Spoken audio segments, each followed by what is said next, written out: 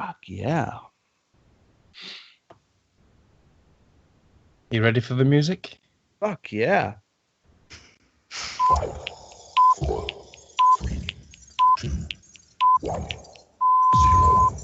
Good evening, ladies and gentlemen. Y'all are listening to the Overseas Connection podcast.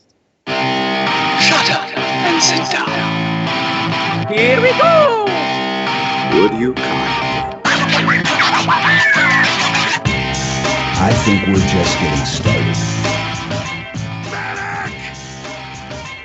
I'm a witcher. I think this is more than you can handle. Sits on his ass all day. Let's do this.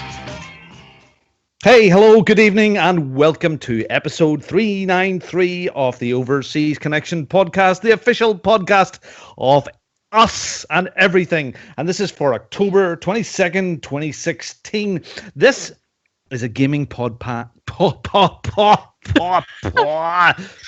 This is a gaming Easy for you to say. See, this is where I have problems with instructions. I try to read the instructions for Sonic the Hedgehog, and I can't get them. And this is instructions for the podcast. So I'll try this again. A gaming podcast for wise and mature people who are not at all silly. Sploosh. Yes, here we are. We broadcast weekly at 11 p.m., 3 p.m. on the west coast of that place called America, and 6 p.m. on the east coast of... That's maybe America as well. You can catch us live on twitch.tv / that's the leaning to the right one, OC podcast. And we're here, and it's me, it's Robin, it's Robin Tate, and I'm in Ballymena in Northern Ireland. And my gamer tag is Bongo the Sane, and I'm on that Twitter at Bongo the Sane, and that Twitter thing, it's going to catch on. I'm on Facebook, you'll get me on Robin Tate, and I'm pretty much everywhere. And Greg DeLacy's away once again. Do you know what? That's like every other week at the moment. I think his rent boy job is starting to pay. I've been watching Craigslist, and it's not Craigslist anymore. It's Greg's List. Anyway, Greg's not here. He's left us madmen in control of the insane asylum, and I've got people with me. I've got Mark, and he's in the middle of a computer room with computers everywhere, pressing buttons and hoping nothing falls off. Yeah, well, nothing on the computers anyway. I'm Mark, good surrounded- evening.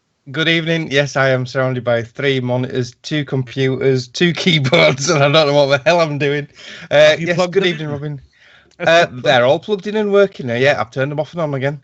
And hopefully I can get my words out tonight, unlike you, Robin. So Yeah, well, that said bodes well. Yeah, so Marcanic's on Xbox Live, PSN, Steam, and Twitter. And it's great to be on again.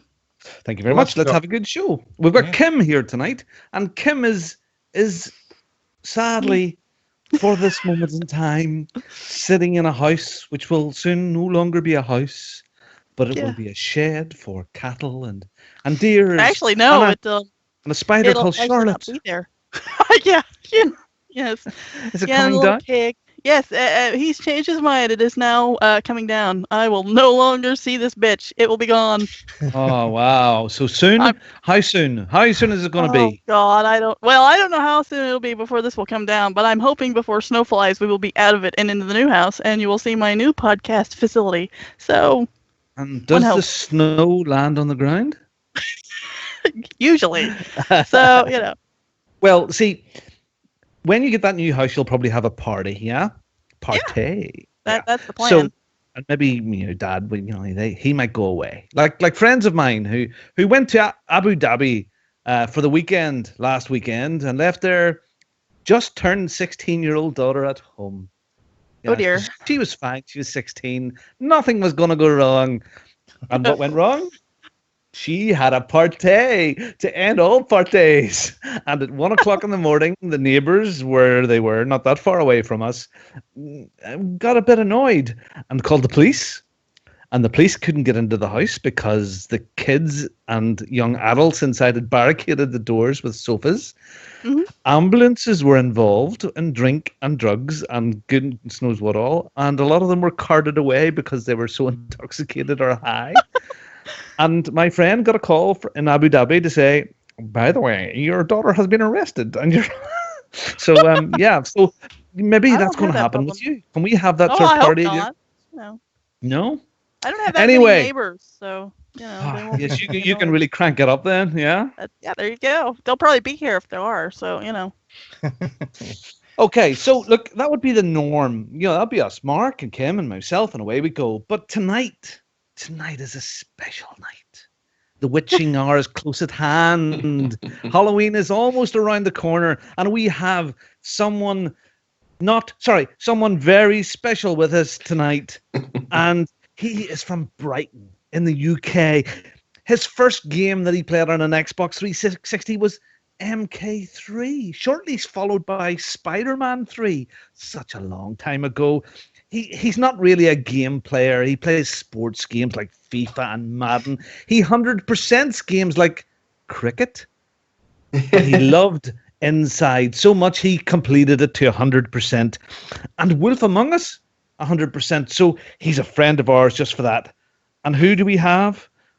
The Brighton and Hove Albion fan. It is himself from True Skills podcast, Viva La Pedros. Good evening, Tom. Good evening, and what an introduction. Thank you very much. Yeah. Tom, Jesus, not even my mum calls me Tom. I know I'm in trouble when people call me Tom. Well, you're on the Overseas Connection podcast. You're in trouble.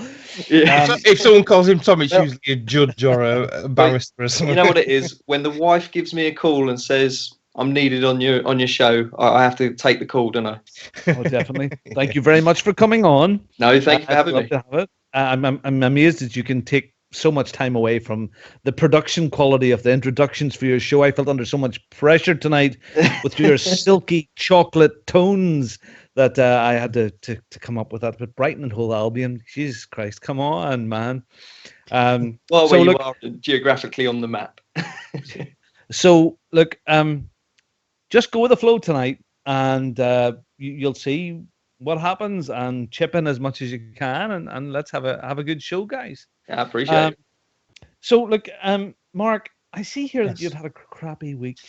Yeah, it's been one of them weeks this week. A bit under the weather, feeling a bit grotty, aches and pains, and bit of a cold and that, and having to go to work and all that crap. It's just been one of them weeks. So I'm just glad it's a weekend now. It's just a normal week, Mark. Yeah, it's a normal week. Yeah, Just but it sometimes- just seems to have dragged on this week for some reason. It's because work's overrated. Yeah. indeed. Yeah, I well, managed to get a bit of gaming in, but not much. But you see, Mark, this is what happens when you come onto the show last week and complaints come in, and that's what you've been living under, a complaint this week. have I? And yeah, you Oh, no. insulted a whole organization. Oh no, yeah, yeah, I did the Dirk thing. and a didn't I? whole no, it was even worse. Oh and no. A whole charity organization raising money for breast cancer awareness, Oh, you're a monster. and you just really, and we even got tweets about it to say, look, Overseas Connection podcast, that talk about the Scottish team playing in pink, come Oh, yeah. on, Yeah. jeepers, that was for a cancer charity. Like, for God's sake, we're not giving stick to people that are raising money for a charity. We're having a laugh about tough Scottish people being in pink. I know, and we know, that people can wear pink and be tough. Please, don't just take a- it to heart, Turtle. Please.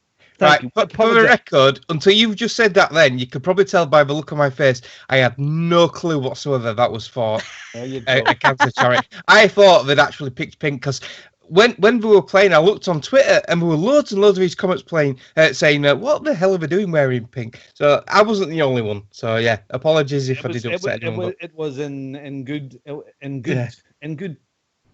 not in good taste, in bad taste, good taste. You know Yeah. what I meant, Yeah. So we're not getting at that at all. Yeah. Please take it lightheartedly as it was meant, and we apologize if we offended you in any way. Yeah. So, yeah, that's your crap week over with now. Kim, you have been chipping away at the old house still, and Oh yeah, there was more Huddle. sanding this week. sanding.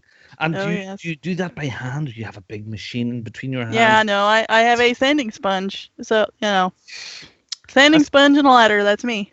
A sanding sponge and a ladder. And what is it you're sanding? Is it like drywall? The drywall seams, yeah, where you mud the seams over so they're smooth. Yeah, that's what I'm doing. So Those are words that mean nothing to us, like mud. What is mud? It's like a mud hut. What do you no, it's the tape and the mud. So you put it over the seams. So when you paint, it's all one smooth So wall. it's basically That's in English, Robin. It's 2 plasterboards Yeah. with the tape mesh Scrim and tape. then a Yeah. bit of plaster on top. Mud. Just plastering, yeah. But she can't afford plaster. She's been So mud we use on. mud. Yeah, there's plenty Mud. of mud in the garden. So. Yeah. Mud hut. Yeah, Is yeah. You've got one of those big hoops in your mouth, haven't you? That's what you're working towards.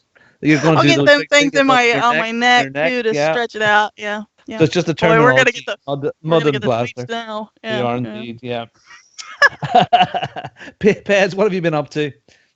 I've had quite a busy one. It was my birthday last week, and my wife's birthday, and my daughter's first birthday. That was So- all It's a planned. weekend. Yeah, so it was an expensive week, a busy week. Yeah, too right. But it was good. So that's pretty much taken up all my time. Went to a nature reserve, took a video of an owl, which got a certain person up in arms about sex tape. Don't ask, unless you know the better. God, where does that man's brain come from? What colour is the sky in his world? But he's I mean- made the VG Hub podcast a lot more colourful. That's for sure. Yeah. Yeah, but the veteran gamers need to be more colourful. No, yeah, that's a very good point. It's the Top Gear of podcasts. So yeah, for me again, yeah, very unbelievably busy, crazy busy, and that's maybe why I got a bit run down at the end of the week, and a bit of vertigo kicked in, and I was drunk as a skunk without having a drink. But I got up today and I had things to do around the house, and I'm having an ongoing battle with leaves right now.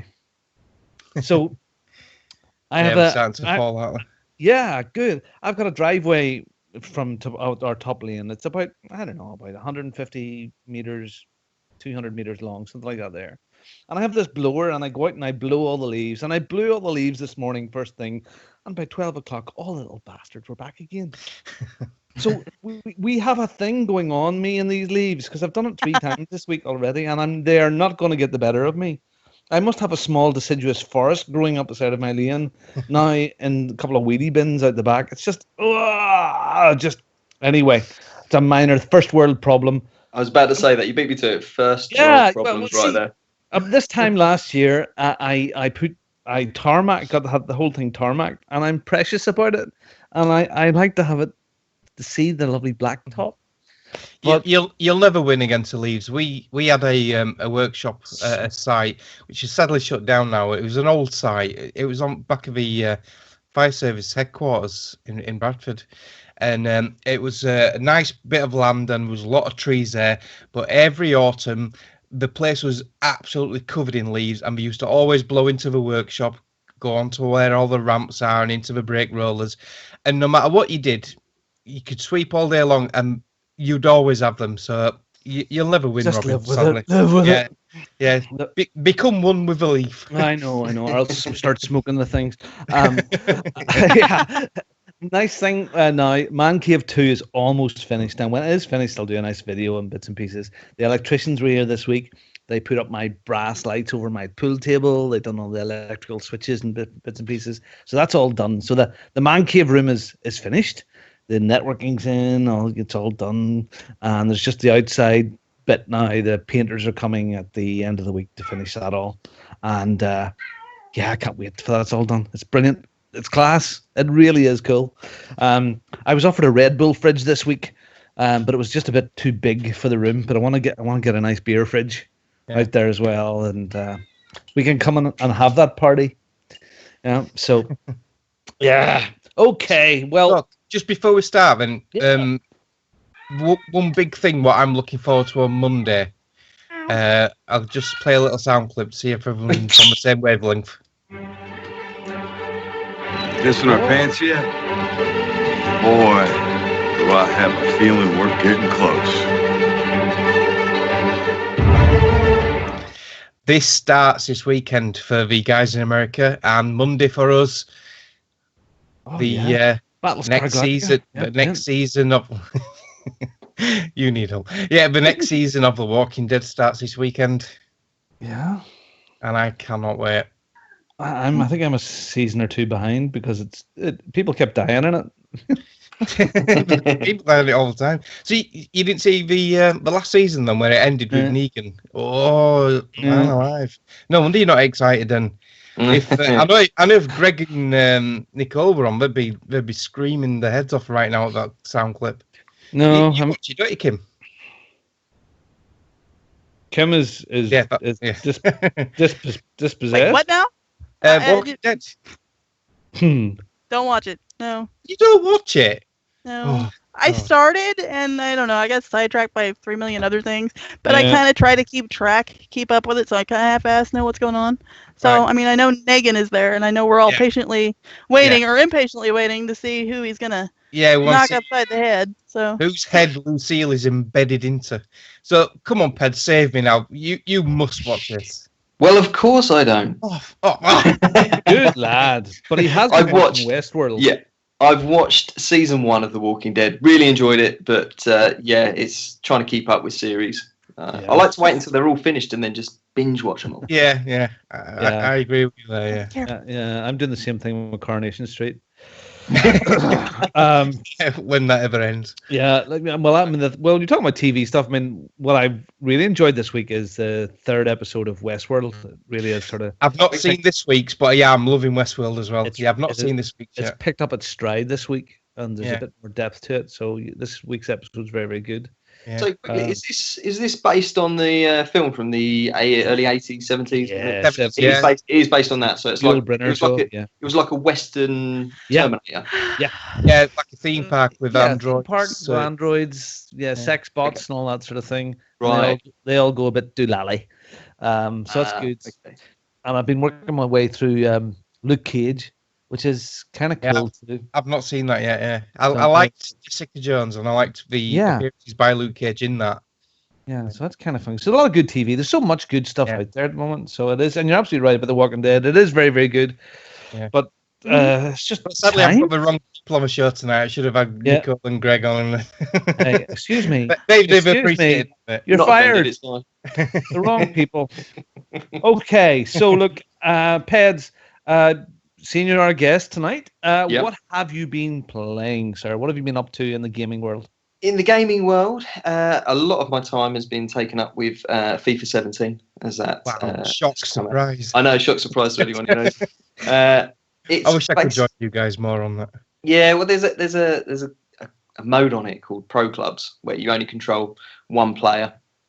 So I spend a lot of my time doing that. So you can get potentially up to 11 in on the same team, goalkeeper included. So it's a lot of fun, a lot of teamwork needed. So, if you get the right crowd, it's good. You get the wrong crowd, it can be painful. But no, we're really enjoying that at the moment. So, Peds, tell me, have you touched this single player that a lot of non-FIFA fans have sort of been talking about? I mean, is that something that's worth playing? The journey mode. The journey, is that like story mode sort of thing? It's a bit like you take on. I haven't delved into it because I really like to put my own spin on anything. Like if I have to be a character, I want to build my own character. And as soon as I found out you had to be a fixed character, which is a guy called Alex Hunter, and you had to take him through his career path, and I think it's only for a season. It just didn't catch me as something I wanted to do. I will at some point, I'm sure, but with FIFA, it's really I like playing with a select group of people who are on most evenings. Well, I mean you must be a better class of person. Don't play for the select group of people, just above us all completely. Well, the other thing, kind of a big deal, Geez, 5,000 Twitter followers. Most of them are purchasing porn bots, but there you go. Now people are talking about the resurgence of PES. And have you tried it or compared it? King bag. Yeah, I mean, I was a massive PES fan back in the day. And you don't get the licenses, which put a lot of people off. So, you know, FIFA have got the rights to some. I mean, like the stadiums of Manchester United, it used to be not. It used to be Tradbricks, I think it used to be, and things like. Yeah, Ryan Giggs used to be Ryan Griggs back in the day and stuff like that. Oh, yeah. Which put a lot of people off. Never put me off. What puts me off is, I don't know if anyone has this thing with like Japanese gaming. The way in which it was done, it was a bit like, you know, when you play Street Fighter or something like that, and you'll be beating them right up until the end. You only need to hit one more time, and then they get a flawless victory on you. And the same thing would happen in PES, I found. It was like you'd be winning 3-0, it'd be the 85th minute, and in the last 5 minutes, they'd get 4 goals and beat you 4-3. And that used to put me off with PES quite a bit. Coming more up to recent time, I just... they haven't got the online features, which I really like. They haven't got the pro clubs set up that FIFA's got. But gameplay wise, too late. Really, yeah. But the pro clubs bit is what keeps me going for it. If I was to play single player, I think PES this year is, I think you can see why it has got the comments it has from people. Okay, because it is a very good game. So. Both of these games are games about football, yeah? Isn't that what FIFA is? It's a football game? Yeah, absolutely. That's okay. We don't talk about it much on here. And we apologise, regular listeners, for our mention of FIFA this week. But we have our guest on. Yeah, do you know what? Again, so much choice. I think there still are Call of Duty and FIFA player get the games that they only buy those 2 in a year. And that's it. There's a lot of people in that style, Yeah, and you're not quite there. You're starting to play other games as well, Pence. Yeah, I love. What's this about Fallout 4? Yeah, this is a running joke. One of my favourite games of all time was Fallout 3, and I was so hyped about Fallout 4 coming in. And what made it even better for me was that they announced it, and then we didn't have to wait forever for it. It was like coming out around the corner, if you know what I mean. Yeah. So I was like, this is great, you know. So Fallout 4 is coming out. Can't wait for this. And then my daughter was born the month before, but I pre-ordered this game. But I really want to take like a long period of time where I can just sit for like 3 or 4 hours, get really into the game, and just keep on binge playing it. Yeah. But having a newborn daughter, I've never wanted to commit to that time on it. And the next thing you know, a whole year's passed, and every episode of our podcast, they're saying, so have you played Fallout 4 yet? No, still haven't played it. But I will get round to it. I've finished it. It's good. So, I have a problem with that because, you played Fallout 3 and you really, really loved it. Yeah. And the problem is, you only have 30% of the achievements for Fallout 3. Yeah, I'm not an achievement hunter. That's one thing you can definitely say with me. So you did finish it then, did you? Oh yeah, I've completed it. Yeah, but I didn't. I'm not a completionist for sure. Okay. So yes, completed. Yes, on the 12th of the 6th, 2015, which is the last achievement there. Oh. Sorry. But like this is your life. Detective Tate. Chief Inspector Tate. So, anything else apart from FIFA? Yeah, I've been playing Forza Horizon 3. Had a little go on that. Haven't played as much of that as I want to play. But I must admit, these games are brilliant. And it's really nice to see it in Australia. So we're driving on the side of the road I'm used to driving. Yeah, but don't you find that you automatically go to the American side anyway, and you're always on the wrong side anyway? Yes, you do. Yeah. Very, very odd. It is fabulous. Like memory, isn't it? You go on the right hand side. Yeah. But I mean, you guys, you're into your Forzas, aren't you? Yeah. Yeah. So what are your feelings on the Horizon? Well, I mean, as far as me with Forza Horizon 3, sort of stepping into some of the stuff I've been up to, but it's taken over my life. How long has it been out now? 2 weeks? Is that right? About 2 weeks? About that, about 2.5 weeks. It's been we're back end of September on it. It's been out a bit more than that. It's been out a month. Yeah, about 4 weeks. I'm not as bad as some of my friends online, but I've got 80 hours in this already. Oh wow! Yeah, like level 179. I just it's awesome. Do you know, even I took a personal day on Friday, and it was one of those things I could just sort of chill out and just fart about doing so many different things, because from racing to stunts to tracking down XP boards, to these midnight races, all the different things that you can do. I mean, I did do some achievement hunting with it on Friday, and one of the weirdest achievements that to do, jump over 100 meters in a Reliant Robin. It was absolutely fantastic. So I painted my Reliant Robin with a Mighty Mouse on the side, and away I went to do that. So there's some achievement hunting sometimes can be fun, because some of the achievements to get are fun as well. You're right, yeah. And I find this like sort of an extension to the life of the game. Now I've got to the point now where I've done all the XP boards and driven all the roads, and now you're at that stage with this game where it's turning into the grind. If I want to complete all the championships around, it is a grind, but it's a very enjoyable grind. I think it's beautiful to look at. It is fabulous. It handles well. There's a variety of cars. The online play is brilliant fun. I've done some great online stuff there this week. In fact, one of the races that I'd done was with this guy, I Am Black Thunder, and he takes part in the community quite a bit on the Facebook and Twitter. And we raced this track. You started down on the beach. It's called Goliath. And the track takes you around all 4 or 5 areas of the track. In fact, one lap takes 10 minutes. It's flipping crazy. And we done one race was 1 lap, right, with these randoms. And I said, oh, let's do that again. So we joined in again, and it was the same track, but it was 7 laps. And I was like, quick calculation, blah, blah, blah, that's about like an hour and 15 minutes. Something crazy. And we did it. And I must admit, I was at level 94 at that stage. And when we finished it, my level went 94, ding, ding, ding, ding, ding, up to about 107 after the 7 laps. Oh, it was worth the grind. It was awesome. But just the track felt good, because it is arcadey, but some of the corners and tracks are brilliant. It's that perfect combination. That's what I like about Forza Horizon. It is like the perfect combination between that arcade to sim. It depends what car you're driving and what surface what road you're on. You know, I must admit, I think they've got a good balance on that. For me, it's up there in the Game of the Year category for me at the moment. I think one other year, I think Forza Horizon was up there for me. I have to look back actually. But yeah, Mark, you've been playing as well, haven't you? Yeah, I have been playing this, but not this week. I think I'm still in the 30s level wise. So I've got a long way to go on it yet.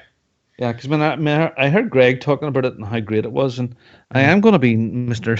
Oddball again to say he's on my true achievements on this website, which shows you where everybody is and how they're getting along with it. And he's played 33 minutes. Right. So he's got more than that. Yeah, he's got a bit of work to do as well. You'll be teaming up with Magnum PI before we know it. Yeah. Forza Horizon 3 has pretty much everything. It's probably one of those games where it's worth, if you didn't have an Xbox One, it's kind of worth buying a console for. I mean, Drive Club on the PlayStation is all right. It's pretty good. It's a pretty good game, but racing lives on the Xbox at the moment. And if you're on the fence about buying one and you like racing games, well, the deals that are out there right now, go out and do it. Yeah, I'd agree with that. Mark, yourself, you've been playing with some Jews. Well, I've done a bit more Gears 4, as the veteran gamers call it. I'll come back to that later on. I apologise to all Jews. Yeah. Anyway. So Gears of War 4, done some more horde mode. Take a hole. Sorry, Mark, carry on. The OC podcast, the racist podcast to upset every community in the world. Equally. Gears of War 4, done some more horde mode this week, and a bit of a campaign. I've still not finished the campaign. I'm about 3/4 way through, I think. But I'm loving the horde mode. Played Wednesday night, I think it was. There was Hardly Dan, Amros 89, Pebbles, Nicole, and Super Starless, and We had a really good night that night. I got to wave 30 before I had to bow out because it was too late. I had to go to bed. I think it was about 2:30 in the morning when we came off. Ooh. So is the horde mode on this? Is it as good as the one that was in 3? Yeah, like 3 is superb, and a lot of people are saying you can't beat 3, but I really like this because I like the extra stuff it's thrown in. I like the class system. You never had class systems before in a Gears game. Yeah. So I like playing as the engineer. A lot of people say the engineer's for the noobs, which I didn't know they'd done this. Yeah, but I like, obviously because of my background and my job, I love fixing things. So the engineer is the obvious go-to for me. But yeah, but you can play as an engineer, a soldier, a heavy. You can play as a sniper, and there's a scout, so you can run around picking up the energy. So in Gears 3, you had a base you sort of like set up, and then you sort of like defended that base.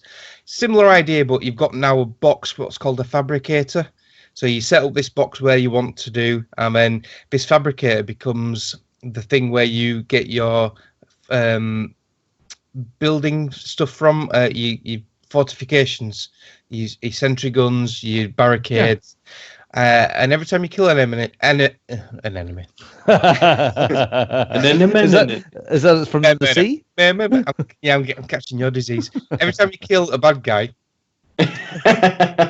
they drop energy, and you pick this energy up, take it back to the fabricator, and it's like the bank system in the Titanfall 2 demo we had.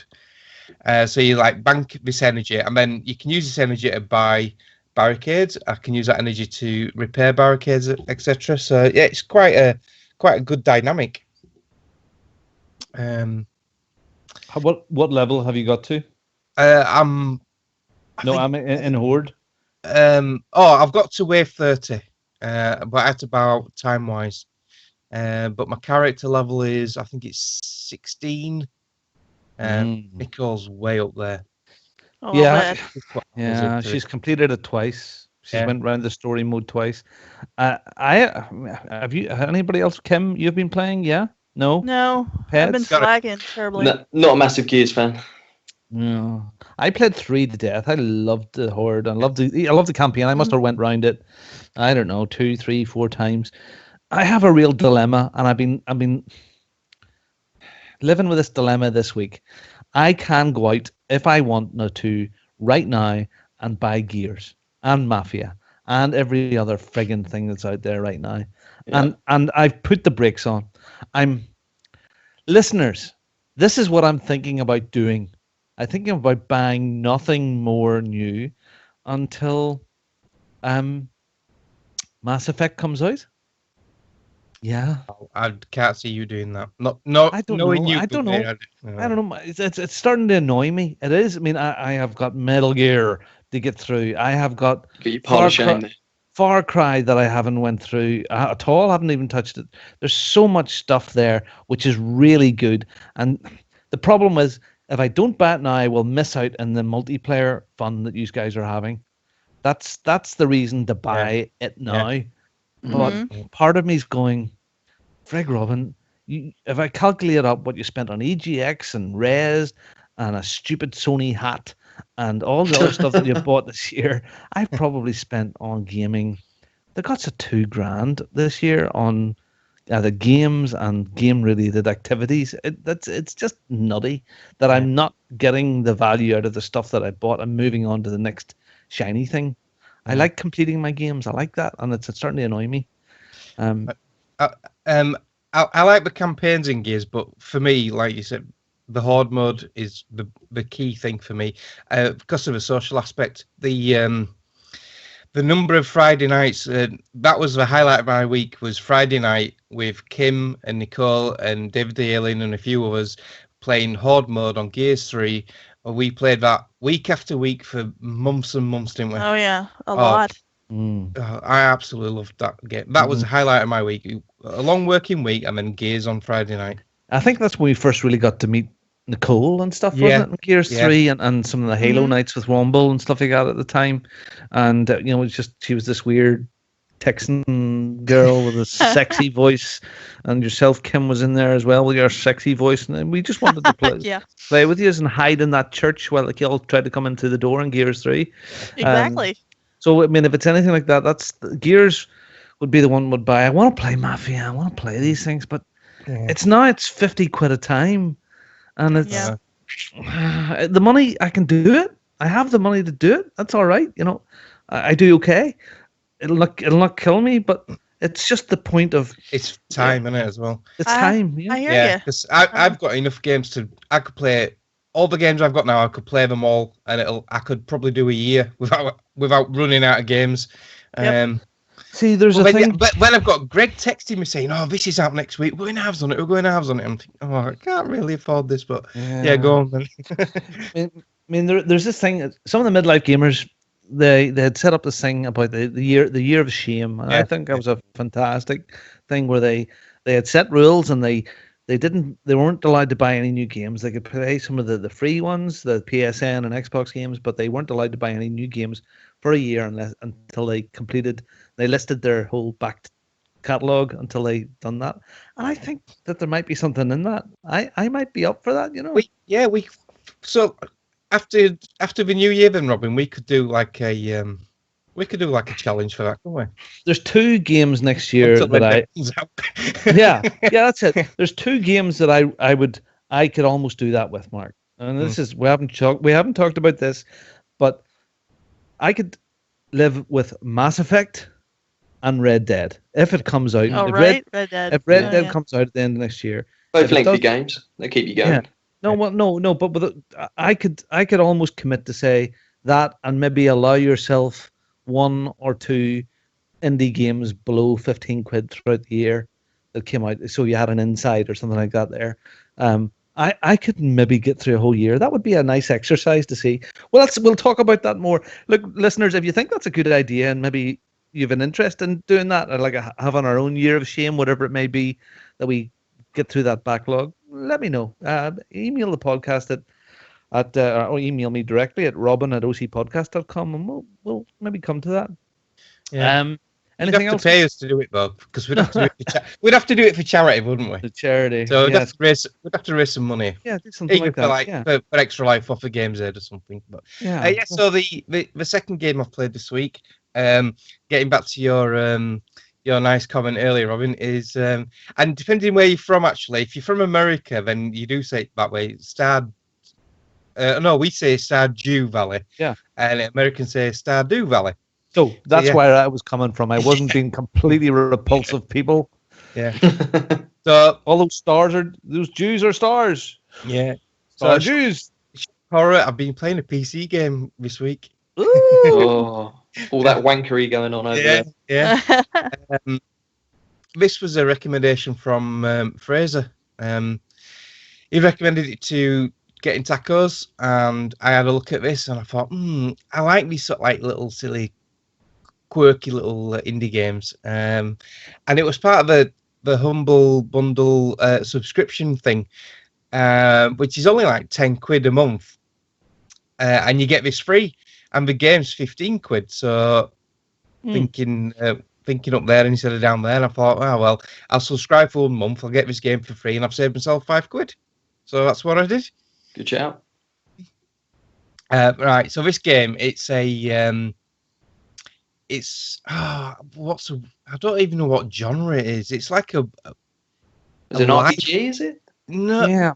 It's a life. It's like Harvest Moon and Japanese. Okay. I played them. Yeah, and Animal Crossing, is it? Yeah, that sort of thing. Mm-hmm. Yeah, sort of. Yeah. It's a story about life, basically. You get this farm inherited off his great uncle, and when you get there, it's all run down, and there's all your fields are all got trees growing in them and wild shrubs and everything, and it's a bit of a mess. And what you have to do is you have to chop all the trees down, and then you get resources like wood. You break up the boulders with a pickaxe, so you get some stone. You can do a bit of mining. There's a mine nearby, so you can get some copper, so you can get your metals that way. And then you get some seeds from the local shop, and you plant these seeds and you grow vegetables. So I've grown some parsnips, I've grown some cauliflowers, and I'm currently growing some beans and potatoes. This sounds so exciting. Yeah. This sounds like real life. Yeah. This is what I do every day. I mine for copper. Right? I play video games to get rid of this shit. I know.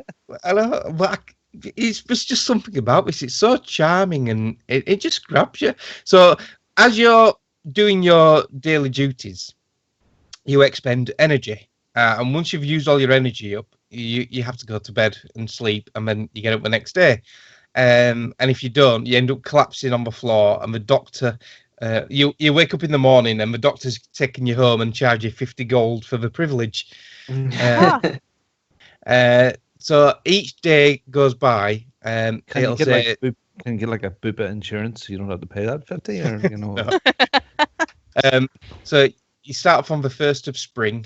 I'm currently on the 27th of spring. So I presume when I get to like the 30th of spring, it'll be summer. So I think that's how it works. That is the seasons generally go that way, Mark. Yes. Yeah, but you get 30 days in the whole season, not the month. And each day lasts about 3 or 4 minutes. You've got like a little display on the top right hand corner, and the time goes past pretty quick. You can spend. By the time you've walked to a shop, you've like taken half an hour. You can do fishing. You've got a fishing rod, and you can do some fishing, which is quite difficult. So you've got to tap the mouse button to keep the green bar on the fish, and that can be quite tricky. Sometimes it's quite easy. The fish stays at the bottom, and you just reel it in. So that's quite a good way of getting some gold because you can sell your fish. At the end of the day, you put all your farmed goods into a box, and then someone mysteriously in the middle of the night comes and empties the box and leaves all your gold for you. But it's just, it sounds completely mundane and boring, but it was just it's got this charm about it, and you get these challenges to do, meet all the characters, or do this to a certain level, or farm so many cauliflowers. So you get gold that way. This sounds to me a bit like when someone said to me the first time about what Minecraft was. Yeah. And I thought, really? It's just, it didn't seem much. But then when you play it, you're like, wow, this has got its claws in me. And I kept going. And the next thing I know, a couple of hours have gone and I'm like, oh, I've done nothing. Yeah, it is definitely one of those games. It's one of those, from an outside view, you think, oh, what is the point of it? But you can say that with sort of like any game, really, can't you? Yeah, look, I'm giving you a bit of jip on the chat at the moment, saying that I'm bored.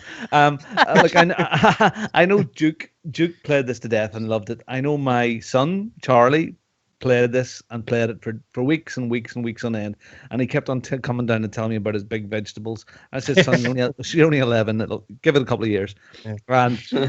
And but he was talking about you could marry someone, and there's all different bits and pieces you can do. So it sounds all sweet and lovely. And I think there's a few sort of like background story things as well, because there is these funny noises you keep hearing it when it's dark or when there's bad weather. No, that's the doctor. Keep taking the tablets. And there's this old rundown community centre. When you go in there, there's these like mysterious, like ghostly green figures what appear and disappear.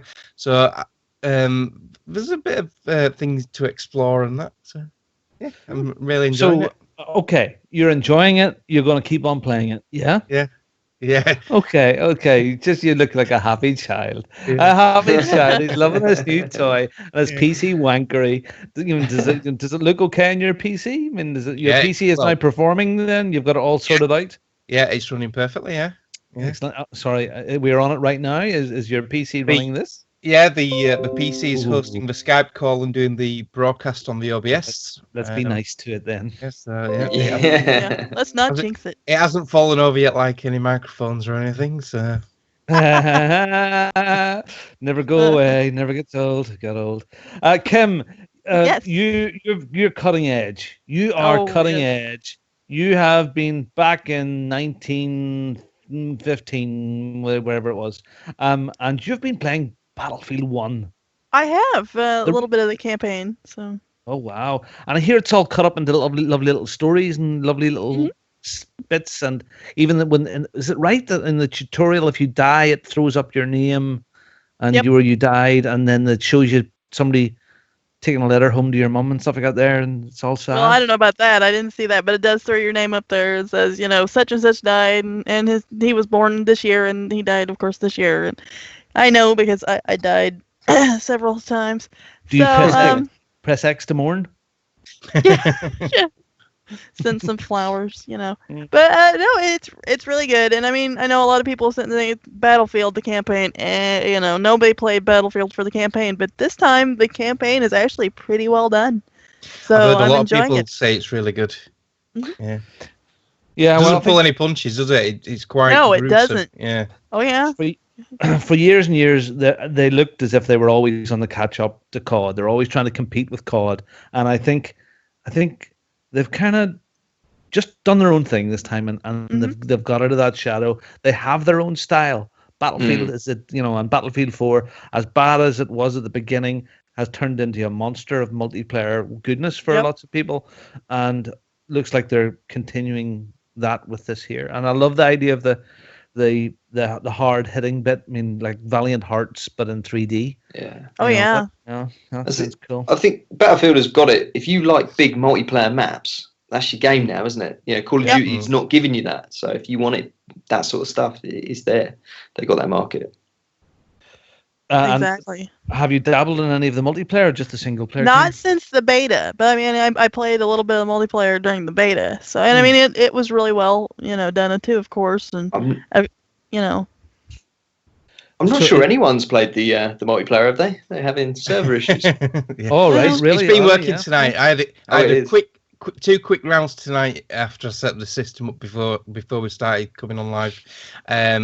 And I have to say, one of the rounds, there's the big airship, like the Hindenburg type thing.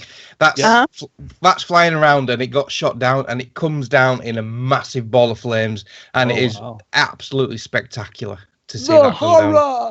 Yeah, because you know what Battlefield's like for its destruction. So oh yeah, they love to destroy that environment, don't they? Yeah. They're good at that. Okay, well, McGee, that would be another one that I would just love to pick up, but well, yeah, I was quite lucky with this because I don't want to ruin the surprise of a speak pipe, but yeah, there's a reason why I've got this game, so you'll find out later on. Oh, maybe got a code. Interesting. Yeah, there you go. Code. Okay. Well, I suppose that leaves me. Okay, so Forza Horizon 3. Yes, I'm loving it and continue to play it. I played a few levels of the new Lego Star Wars game, which we had bought a while back there, and it's still brilliant. The Lego games are fantastic.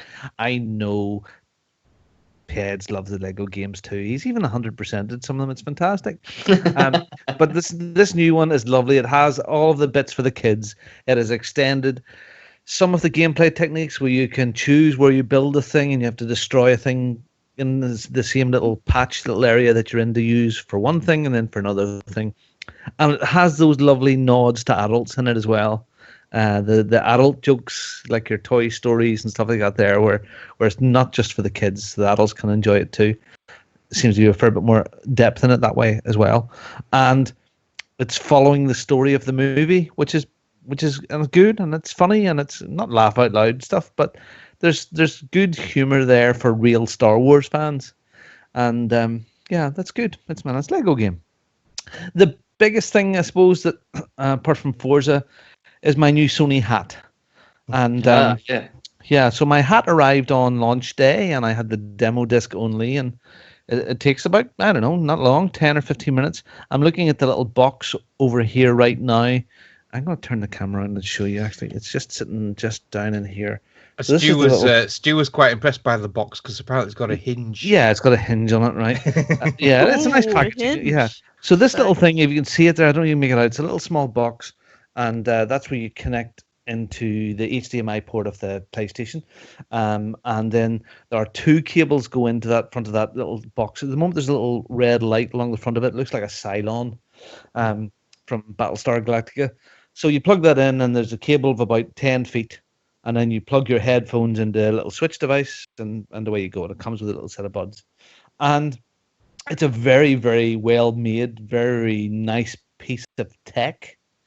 I played through the demo stuff, and some of it's like wow moment when you first come up and that big screen is there, and you see the way you navigate through the demo disc. Even the menu is like wow. And the only one game that I bought so far was the VR Worlds, which again is like a demo disc. It's a selection of several things. So there was the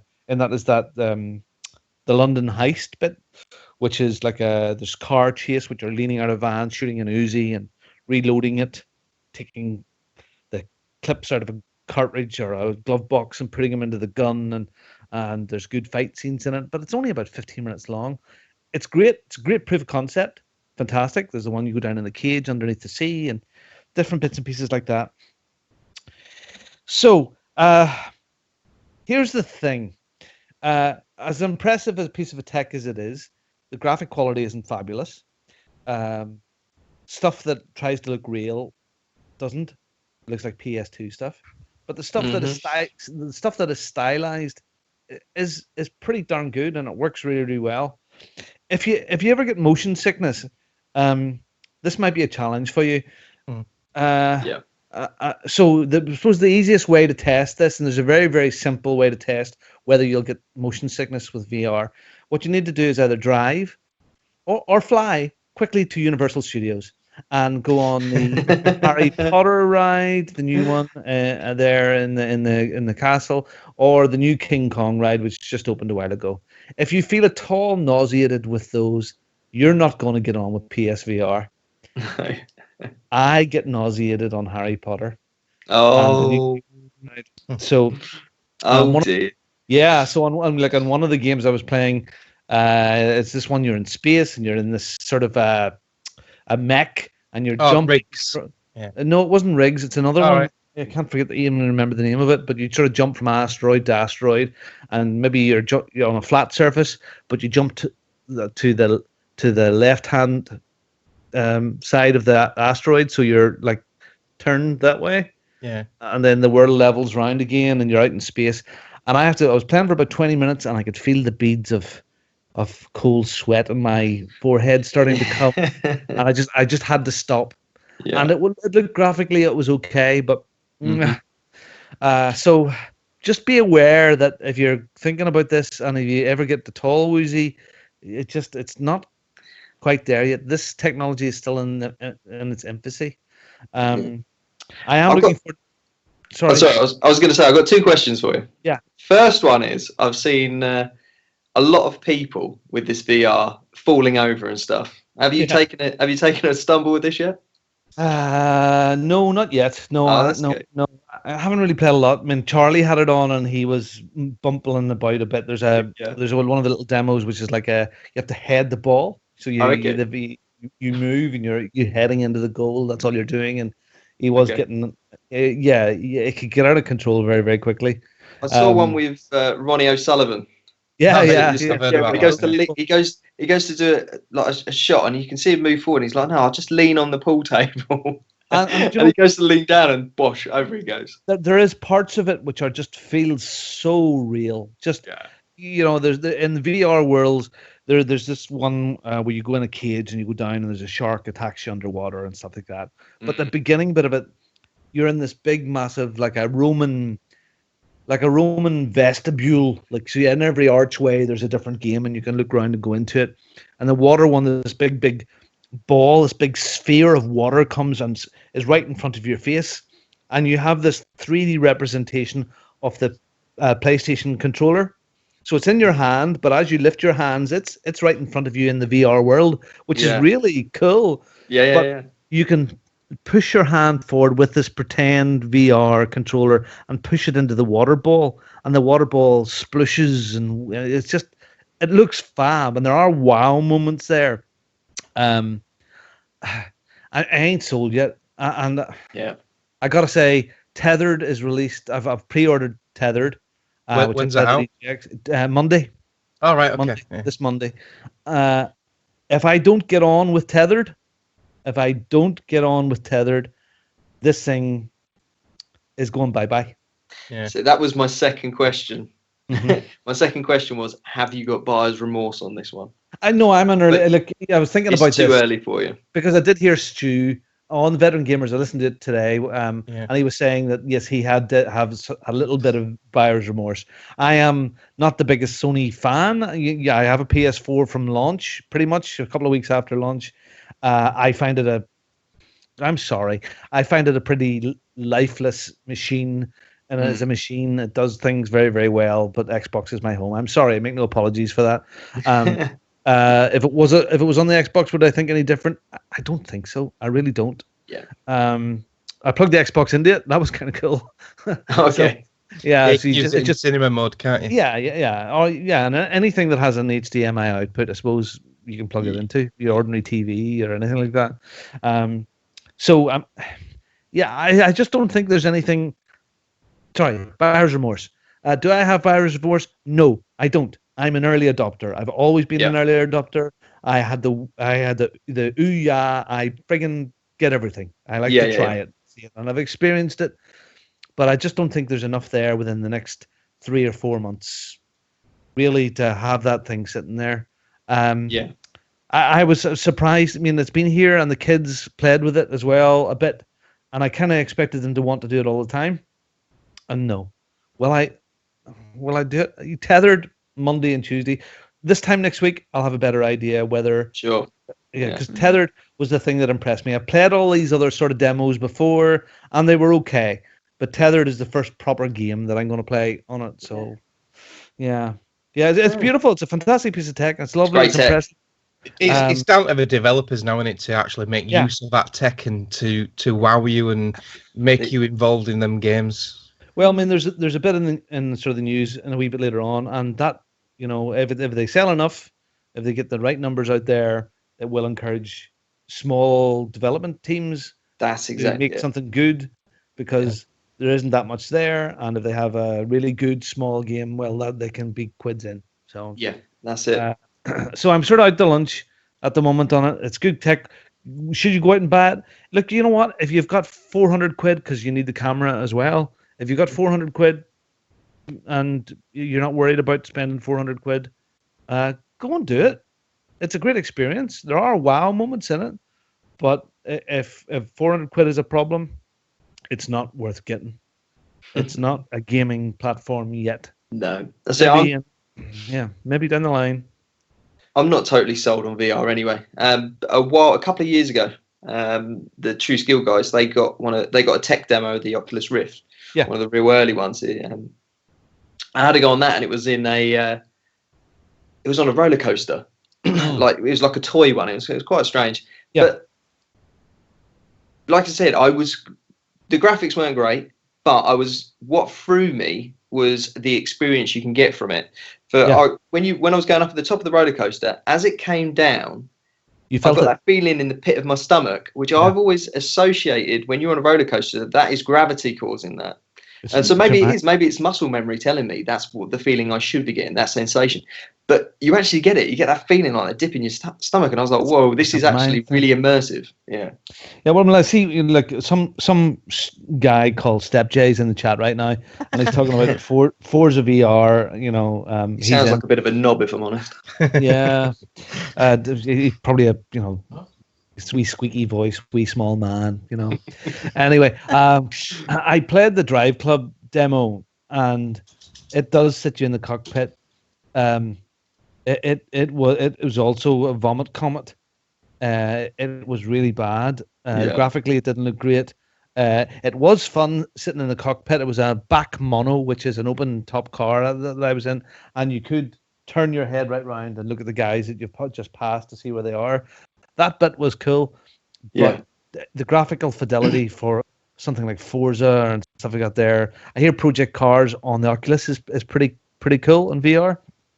But it would have to be damn good to make it viable, and I don't think this generation of VR is there yet. So, but let's hope there's enough sales numbers to get it, because it is an interesting platform of gameplay. So, Oh, yeah. So there you go. So that we've been doing a lot. Some very new stuff all through Gears and Battlefield, etc., and Forza and Sony Hat. So okay, there's nothing else there. We're going to rattle on a little bit. I'm going to talk some of the news because there was a lot of news and really fantastic, exciting news this week, and it all sort of broke on Thursday. Was the stuff there? I suppose one of the big things this week is Nintendo. We've actually seen what the NX is. And for those of you that have missed this somehow or another, the new Nintendo NX is called the Nintendo Switch. And it is coming to a living room or rooftop near you on March 2017. Now, Nintendo released a trailer. It was about 2 or 3 minutes long. And it showed this device, which kind of looked like a Kindle Fire with 2 little controllers on the side of it that you could slide in and out or click in and out, clickety clack, click, click, click. And then you could put this thing with the 2 controllers and take the 2 controllers off it and put those 2 controllers onto another little device, which made it look like a standard controller. And you slid your Kindle Fire into a letter holder on your mantelpiece, which connected it and probably charged it to your main TV. And you could play there like a normal thing, or you could take it with you and go around the world and play on your rooftop, as they showed lots of teams. It had a neat little stand in the back of the screen, didn't it? So you could stand it up, you could take the controllers off and play it remotely, or you can leave the controllers on the screen. If I had £1 every time I've been on a rooftop and I haven't had my console with me, though. Yeah, exactly. Yeah, this is what I'm waiting for. Yeah, or when you've been sitting there waiting to play Sploosh game and you wanted to sit on the floor of a warehouse and draw plans of how do you attack the things. Exactly. Okay, so here's the positives. Thank God it's out. Yes, great stuff. Thank God it's not that far away. For me, and we'll get sort of opinions here, this will be probably something I will pick up. But I don't think it's for us. I have 5 kids in this house. Okay, there's one big lad here. But the other boys will fight over this, something shocking. They will want, and if I take it out, imagine if you're a 1-console household with 2 or 3 kids. This is not it. If you wanted, I'll take it to work and I'm coming in at 6 and the kids come home from school and done their homework and they want to play a game and they go, hey, no console, Daddy has it. Yeah. So that's a minor point, I suppose, with families. I have a friend at the moment that was going to buy a Wii U for their son who's 7 or 8 years old, and it's a great thing to buy for a 7-year-old, I suppose, or an 8-year-old, because the game catalog is still there and they don't want them to get into Call of Duty and stuff like that there. So this here is the next extension. I hear they're talking to a lot more developers to develop for it. Will they get the third-party support? It looks like a neat idea. Lots of things to lose, lots of things to break. I don't know. I mean, it's nice technology. It's nice.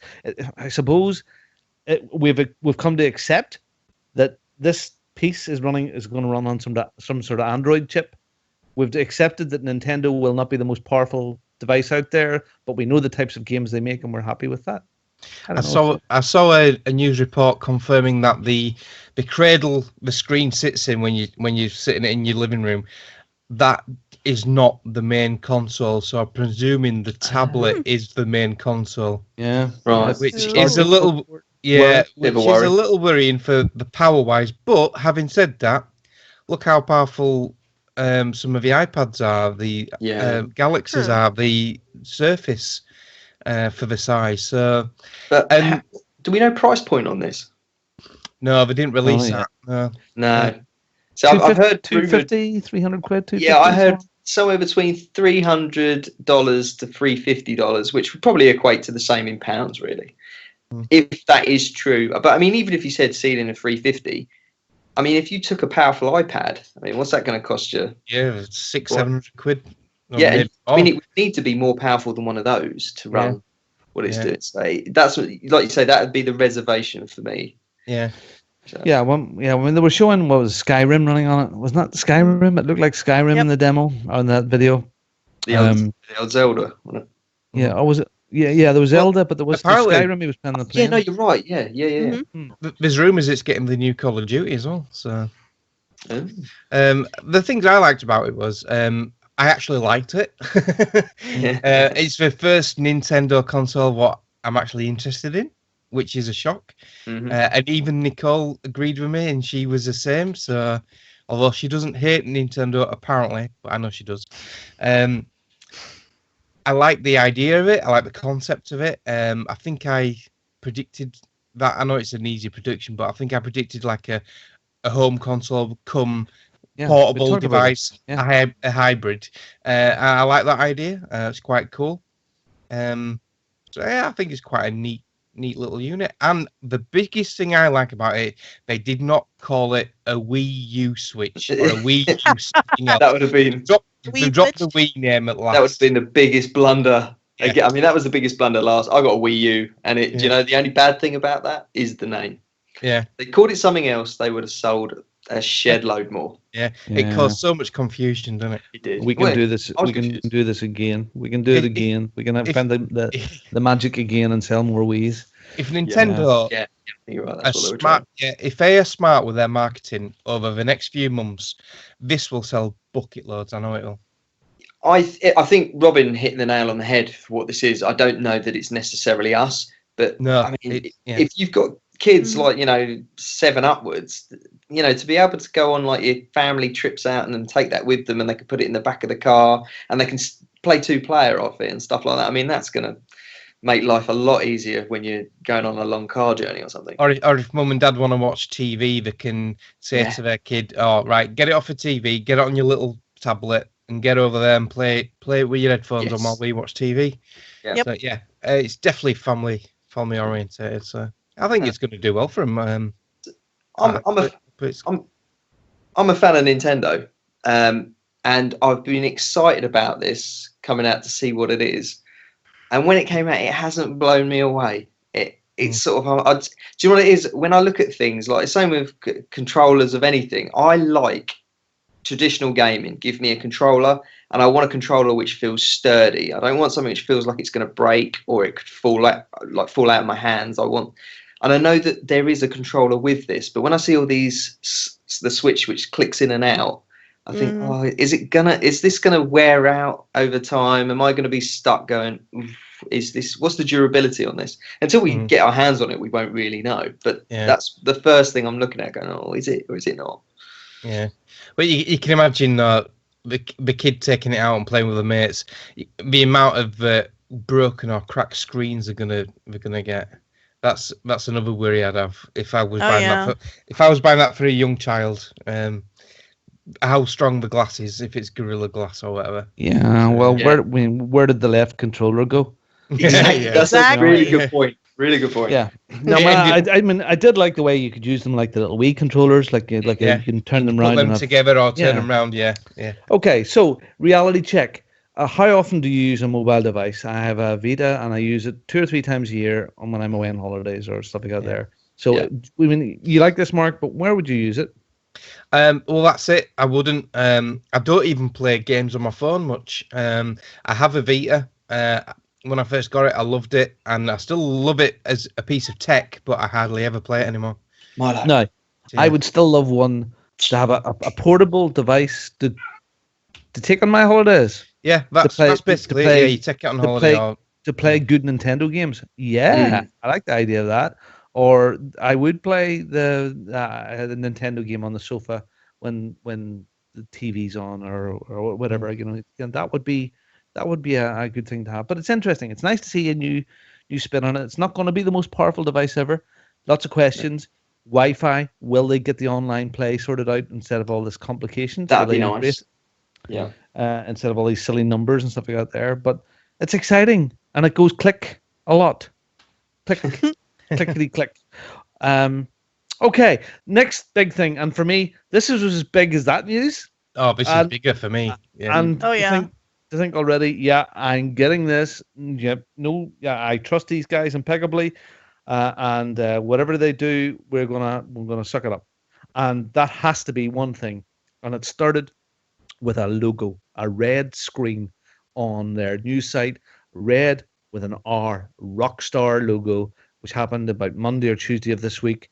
A bit later on, there was silhouettes of 7 cowboys and Indian guys on a hill, and then Red Dead Redemption 2 was confirmed for fall or autumn, which is the right word. 2017 as well. 2017.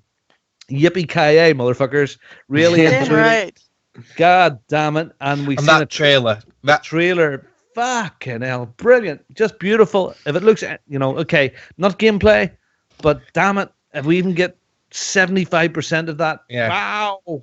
But there is one person who is critical of this, and it's our good friend and fellow True Skiller, Game Over UK. He's got something against this trailer for some reason. No. Right. What you have to remember with Game Over is if it's popular and everyone else likes it, all right, he's got to put a down on it. If you all turned around and said, I hate this game looks like trash, you go, hang on a minute, this could be the biggest thing which is coming out next year. So with a grain of salt. well, after the first 3 seconds, I was sold. They had me. Take my money. I'm buying it for definite. Oh yeah, there's no question. I mean, yes, Okay, it's like my favorite game ever. So yeah, I think so, and we're well up there with me, apart from the Aliens, Colonial Marines. But just I don't want them to touch it too much, because the first one or the second one, let's call it the first one. Let's call it the first one. Was damn near perfect. Yes, it did have a few little issues. Let's hope they iron some of those issues out, but let's not change the formula too much. Yes, I love what they did in Grand Theft Auto 5 with the different characters. I love the idea of possibly with those 7 guys, the magnificent 7 that we've seen that might be on there. One man has to recruit like Mass Effect, all these people, and then they go for a big showdown at the end with some Mexicans over the wall, which will be there by that time. In fall or autumn 2017, when Mr. Trumpton has it built. But we had so much fun on the online stuff. They will expand that. Maybe there'll be more cross-play between. I reckon it'll be like online. Yeah, with GTA 5 online, it's its own entity. You've got GTA Online, and then you've got the single-player game. I think this is going to go the same route. Or if you're in America, for Nicole, route. Because she kept telling Robin off calling it a router. Just for Nicole as well, a router in the UK is a device you put down and it channels grooves into wood. Yeah, it's a cut for wood. Yeah. You'd know that, Peds. That's your job, isn't it? Wood butchery. I'm brilliant at it. But yeah, get back to Red Dead. So what was I saying? The online. So I meant, it was interesting because Sony later that day tweeted out that they had got some exclusivity to certain online features. Just fuck off. I know. Seriously. right? So it looks like Why? the deal with them. But I don't think this is going to affect anything. It's just going to be a few certain little online stuff, which is going to come to everybody. And yeah, I was a big advocate for PS4 back in the day, but you know what? I'm getting this on Xbox One because all my friends are going to be playing it on Xbox One. That's a pure, simple reason. Let the PS4, they can be the beta testers. Yeah, so exactly. Make sure everything works nice and well for the rest of us. It's perfect. Yeah. It's too big a game to be completely exclusive. Yeah. It'll just be a few skins and a couple of like online missions, which will then come to everyone else 30 days later.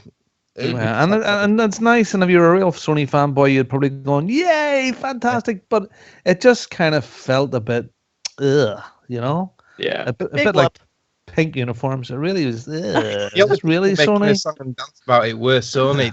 Not even Rockstar mentioned it, did they? Yeah. So, just the possibilities. We've seen a graphic, we've seen a basic trailer, but we had the 7 horsemen of the apocalypse riding over the hill. There's just so much potential in that. How many posse members could you have in the online before? Was it 8? Was it? 8? I think. So, it was an achievement for being the posse leader for all 8. Yeah. We all should take it in turns being the leader to all get the achievement. With just so many questions, so many. Well, there's some characters from before come back into it. Is it much further on in time? I'm going to say the time because Red Dead Redemption, that was set right at the end of the Wild West because it was becoming more civilized. Cars were being introduced. So, timescale. I think they're probably going to do a prequel to that That's game. my guess. Yep. Yeah, and I hope So you think we're going to see John Marsden? I hope so. I hope they do really a storyline with was it in the Dutchy gang he was in? Mm-hmm. That would be great. Yeah, so that'd be great. You're right. Cool. Find out what he did gain redemption in the second one. And why he became in the FBI's pocket or whatever. So it'd be quite cool. Yeah, that's well remembered. Yeah, it will be. And stuff like with just class with Westworld at the moment. And again, Westworld is just this as well. It's in that cowboy land, and Westworld looks like it's building up to be something really big, and it'll be out at the same time. So that cowboy thing is still kind of. It's all came back as really trendy. So cool! I can't wait. Cannot wait. I'm excited. I had sort of put out a sarcastic tweet that it'll be Game of the Year in 2018. Is there a possibility that you never know, it mightn't come out in fall? Because didn't GTA, wasn't it delayed a little bit? Wasn't it? Didn't it? Yeah, I thought GTA was supposed to come out in April and didn't come out until September. I thought. Oh, but anyway, that's negative. But I have no reason to think that. I think every game developer and publisher who were releasing games in the fall of 2017 all of a sudden completely dropped their guts and absolutely panicked. Like, that's it. We're fucked, Yeah, basically. Hey guys, see that space game that we were making? Yeah, let's change it to cowboys and try to get the jump on these guys. Well, we know where the next Call of Duty is going to be. So we're all looking forward to Red Dead. I'm sure you and the listeners are looking forward to Red Dead as well. Please let us know your favorite moments of multiplayer, your favorite game parts. For me, the most memorable things from the first one were the snake oil guy that went out and sold the stuff. I thought he was a great character. I thought Bonnie was a fantastic character. I really always wanted John Marsden to get off with Bonnie. I thought she was brilliant. And then you got to meet his wife, and she was just a cantankerous. What? If it wasn't for the marriage thing and the kids, she definitely would have got off with Bonnie. Definitely. You agree, Kim, don't you? Yeah, you would have had a bit of that rough. Okay, like some smaller bits and pieces, but back to PSVR. So there's a research firm has said that they expect sales of 2.6 million by the end of 2016. I think that sounds a bit optimistic. If it was true, it would be absolutely fabulous for VR. So they're saying, if it is 2.6 million, this cheap entry-level VR system, can Oculus Rift and HTC Vive to compete? I actually think it's two completely different markets. I think the Oculus Rift and the HTC Vive are for specialist PC wankery people that really know what they're at. Where this here, you can walk into a game shop in the UK and they're sitting there. You can pick up a box and everything's in the box. And it's a nice box. And there's a tilty front on it. And it's a nice box. And everything's labeled for idiots. What do you think? Do you think it's going to go? Do you think this is right? I'm still undecided on VR. I think it's always going to come down to the games. Yeah. You get something out, which is that killer app, and people are going to go, do you know what? I've got to have it. I've got to have this because that's the only way I can play that game. I haven't seen anything which can do that yet, but we're early. So if something like that comes out, that'd be the only thing, the only way I'd get interested at all in this. Yeah, well, 2.5 million. So what is there? 40 million PS4s have been sold. Yeah. So there's 100,000. Yeah, it's 1% and 1,000,000, 100, 200, 3. So if it's 1%, so that's a lot of percentages. That's like 10% they're looking for there of that. 10% would be 10% would be 400. A lot. It's a lot of PSVR units. So good luck to them. I hope it happens. So yeah, add 5.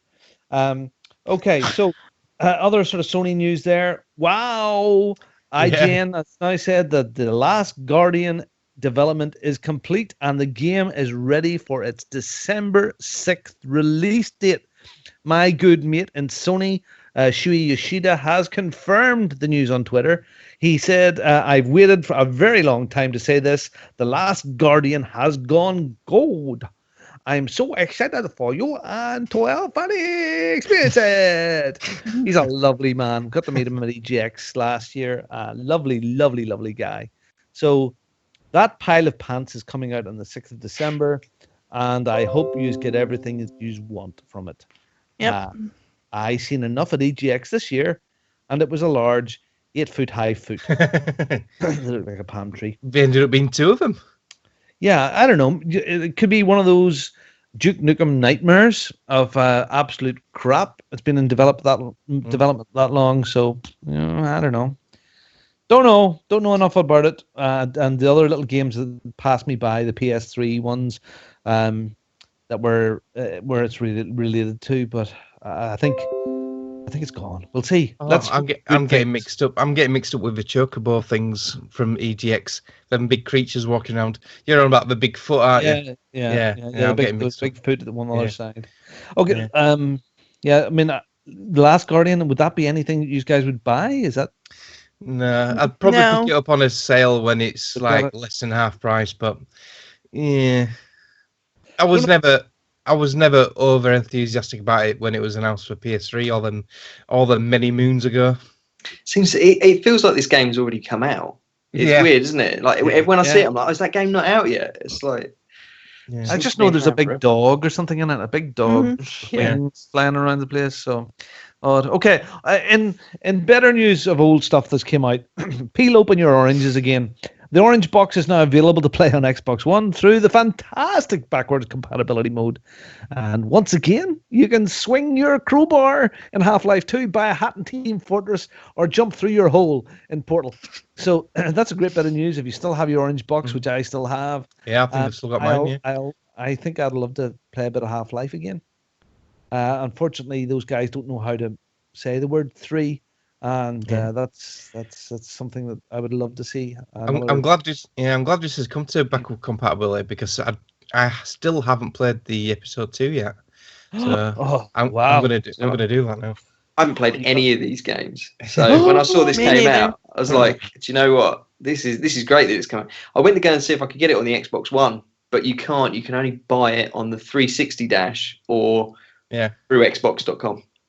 I'm sure you can pick up a really cheap copy on eBay or something. Yeah, I'm sure. On disc. You're right. Yeah. I mean, it's probably doubled in value now, but I'd say doubled in value is a tenner. I mean, for a long time, you could buy it brand new for £5 sort of thing, that Orange Box and game. But honestly, it is well worth your time.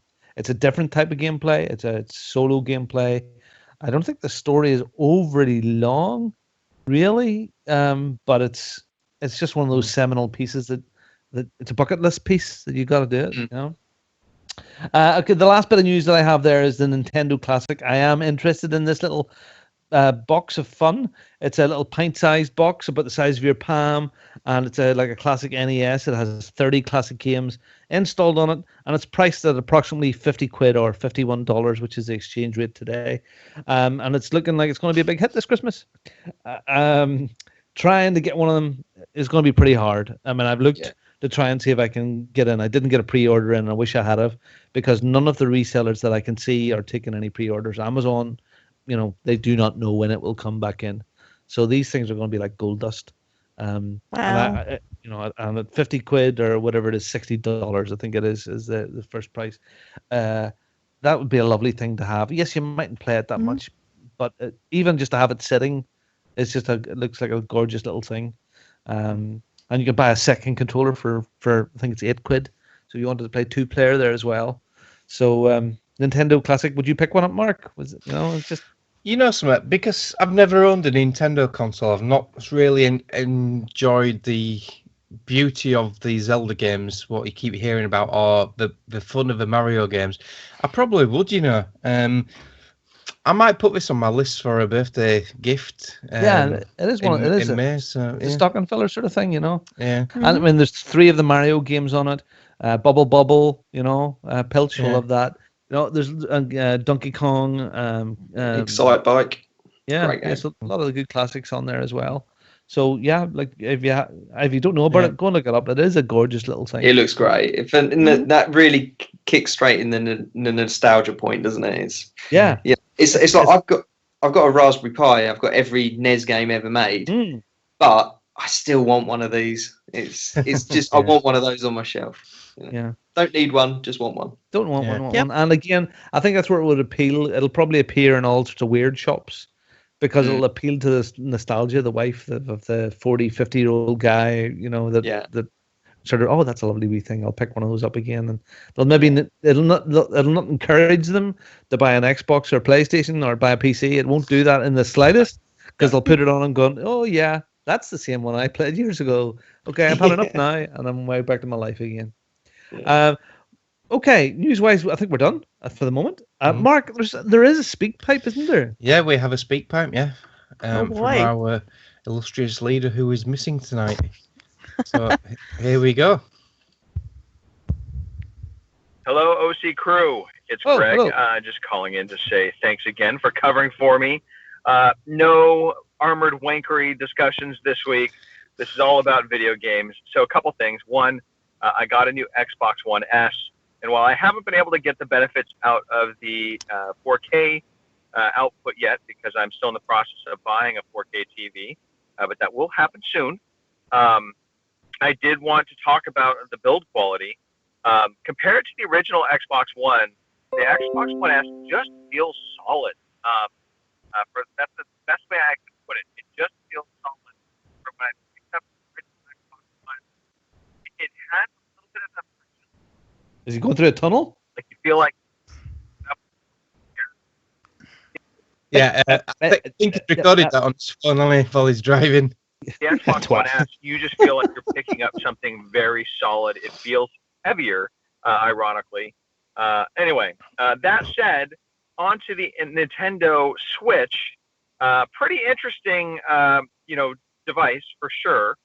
But question, do you think this potentially impacts PS4 Pro sales with people now suddenly kind of holding off maybe to wait and see what the actual Nintendo Switch is in terms of its components, its power, and its price point?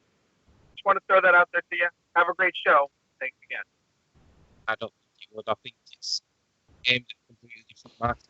We've already discussed. I think people buying the Pro are people who probably wouldn't buy the Nintendo, and the people who buy the Nintendo are probably aren't the people who buy the Pro. I think they're different markets. I think. Yeah, I think you're right. I agree. That right. So getting back to what I was on about ages ago, that is why I own Battlefield 1, because Greg got a Battlefield 1 Xbox One S bundle, which came with a code for Battlefield 1. So I got a freebie this week. I got a freebie. Didn't have to pay a penny for it. So Uncle Greggles. Thank you. Yeah, thank you, Uncle Greggles.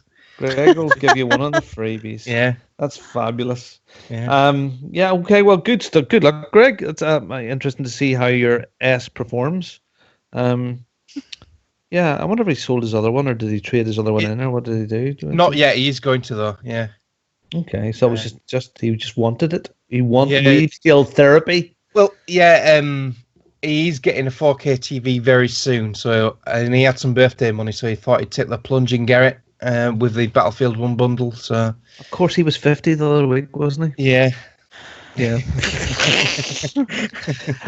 All right. Okay. Well, that's very good. Look, we've got some feedback on Facebook. Kim and Mark, will you start to work your way through that? Will I go and just pick myself another drink? Yeah. Sure. So Matthew Bolsonaro has asked, are any of you guys excited for Skyrim Enhanced Edition? Me personally, I love Skyrim. I put hundreds of hours into it on the 360, completed it, done most of the other quest lines, but I just don't want to go through it all again. It's going to look nice on the Xbox One and everything, but like we said before, for me, I haven't got the time. Otherwise, I would have done. But yeah. No. Yeah. Same here. I'm just thinking it'd be nice, but then I still haven't finished The Witcher 3. I haven't finished Dragon Age. I just got Gears and Battlefield. And I know what Skyrim will eat up in time, so there's just... I can't do it. But it's 50 quid. That's the problem. It's too dear. If it was £30, it would be more attractive just to pick up to have in your collection. That's true too, yeah. Too dear. I think this will definitely be one of those ones which, I mean, Bethesda are quite good at getting those sales out at the moment. Well, you look how quickly Fallout 4 came down to 25 quid, which it is at the moment even. So I think this will be one of those ones. I didn't play this because I was still playing the first one, Oblivion, on the PS3 at the time. So I was like, well, there's no point me coming across because I haven't finished playing that one. So, but yeah, no. So I'm interested in getting it, but I've waited this long. I can wait a bit longer until it's. Yeah, I think so. I think it'll drop. If you haven't played Skyrim, then I would definitely recommend it. When it drops in price, definitely pick this up because it is an excellent game. Really, really good. Okay, thanks Matthew for that. Dan Tilton, Kim, do you see what he's saying here? Yes, I see it. Oh dear. And Dan, I think it's time you guys address the latest gaming in the nude craze. Jason Johnson, is that really a thing? Of course, our beloved Robin Tate. It's an epidemic proportions in California. Yeah, all right, gaming in the nude. I'd already started taking my shirt off. Are we not doing this? Oh. Yeah, well, okay. All right, I'll join you. You first. Okay. You know what? Dan, you're obviously on a higher plane of consciousness than we are, and I imagine you at work in your tidy whities doing that with all those lovely, sensible people that you work with. But the problem in the UK is that it's too bloody cold. So it has to be a Californian thing. And maybe in Texas. But Dan's not in a warm place, is he? He's Midwest, Minnesota. but north, and he's not far from the Canadian border, is he? Yeah, but like Dan's as close to Trevor from GTA as you can get, you know. So anything's possible. True. He's a lovely guy, but he's fucking crazy, isn't he? Yeah. What's next? We've got one from Paul Taff Davis Ricks, who's also known as the Taff Man on Xbox One. He's asking, what's the weirdest thing you have done while playing games? Oh dear. Oh well. Okay, I'm not going first. Kim's got a big smile on her face.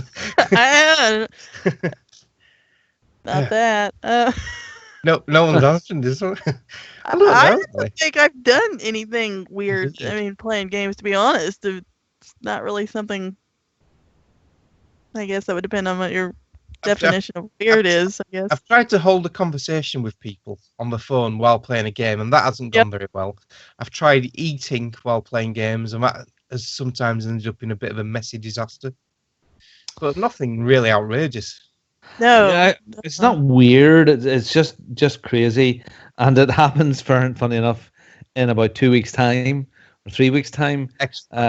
Extra Life, yeah. So some of the weirdest things that I've done while doing the 24 and trying to be true to the 24-hour gaming thing is when I was taking like a comfort break, going to the loo and bringing my phone with me to play Clash of Clans or something to play a game. So I never stopped playing a game. That was punishing rather than weird.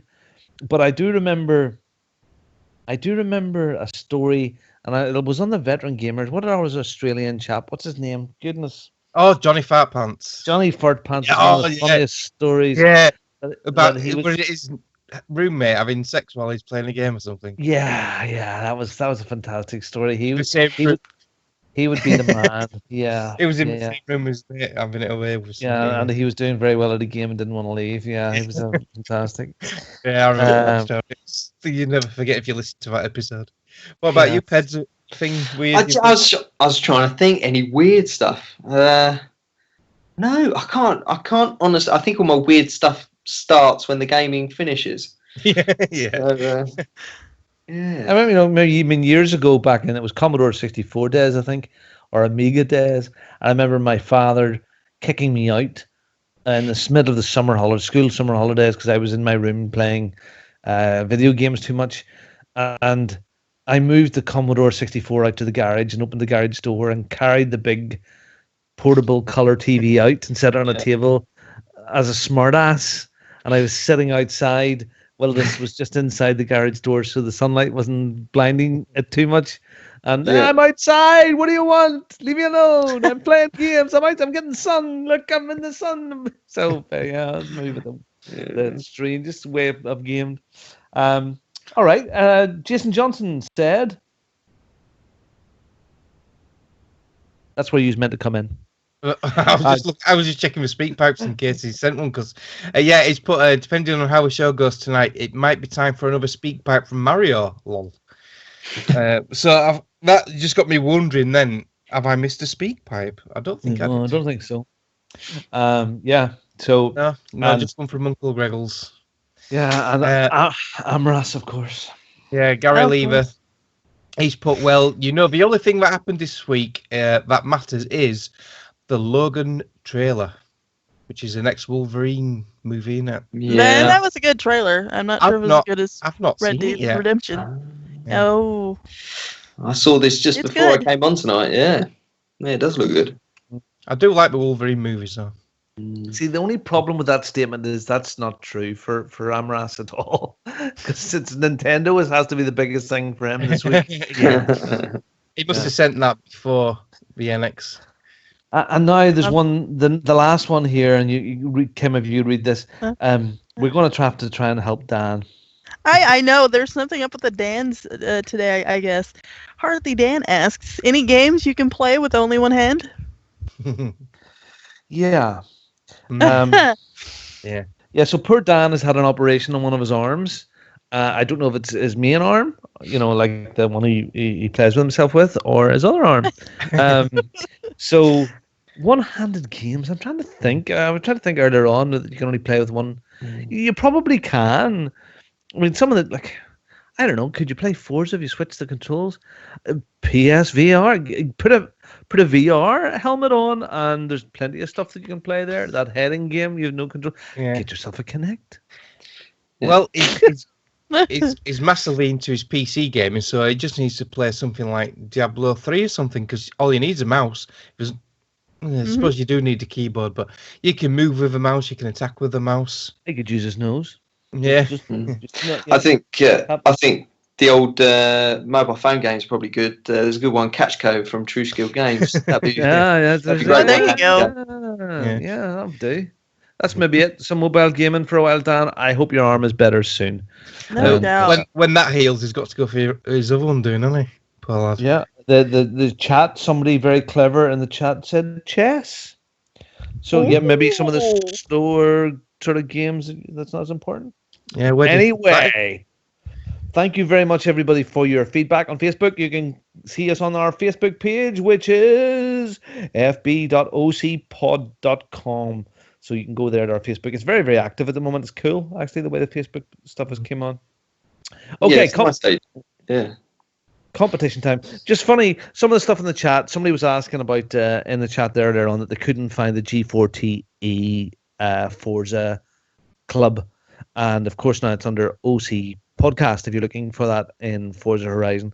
And I asked her, why is that? And I said, well, the G4T thing, there was a bit of confusion over it. I know we've dealt with this before, but the main thing that the G4T website was being used for was the forums, and the forums really fell off because we'd all sort of moved on to Twitter and Facebook, WhatsApp groups and Facebook and stuff like that there. So we just decided let's concentrate on the OC podcast name so there's less confusion. So that's why. Anyway, Jason Johnson, our Teflon, has sent us some more wonderful trivia. And I mean, last week Fraser, Kim, and Richard scored a point each. Yeah, which is kind of odd. So yes, is going on. Peds, if you can join in with us here as well.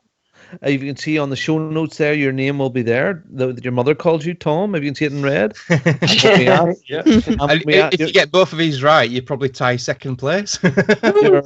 your mom was round here earlier on, and she done that for me. And that's the problem. I have words with her. So here we go. The protagonist of the Elder Scrolls 4 Oblivion is called The hero of... That's Kvatch, spelled with Kvatch. Cryodil, Cyrodil. Oblivion, or Legend. So he's called the hero of Kvatch, Cryodil, Oblivion, or the hero of Legend. There you go. So people that played Oblivion on the PS3, you should know this really, really well. Tom. Okay. So the answer is A from Kvatch from Mark, and B is Cryodil from Kim, and A from Tom, and two of you are absolutely correct. It was the hero of Kvatch. I know nothing about Oblivion, so there you go. It was a choice of two for me. It was either that or Cyrodiil, what Kim put, but I know Cyrodiil's a massive area. It's more like a country rather than a certain place. So that's why I went for it. Cyrodiil not an STD, no? No. Okay. No problems. Second question. In Super Mario Brothers 3, what item allows Mario or Luigi to fly?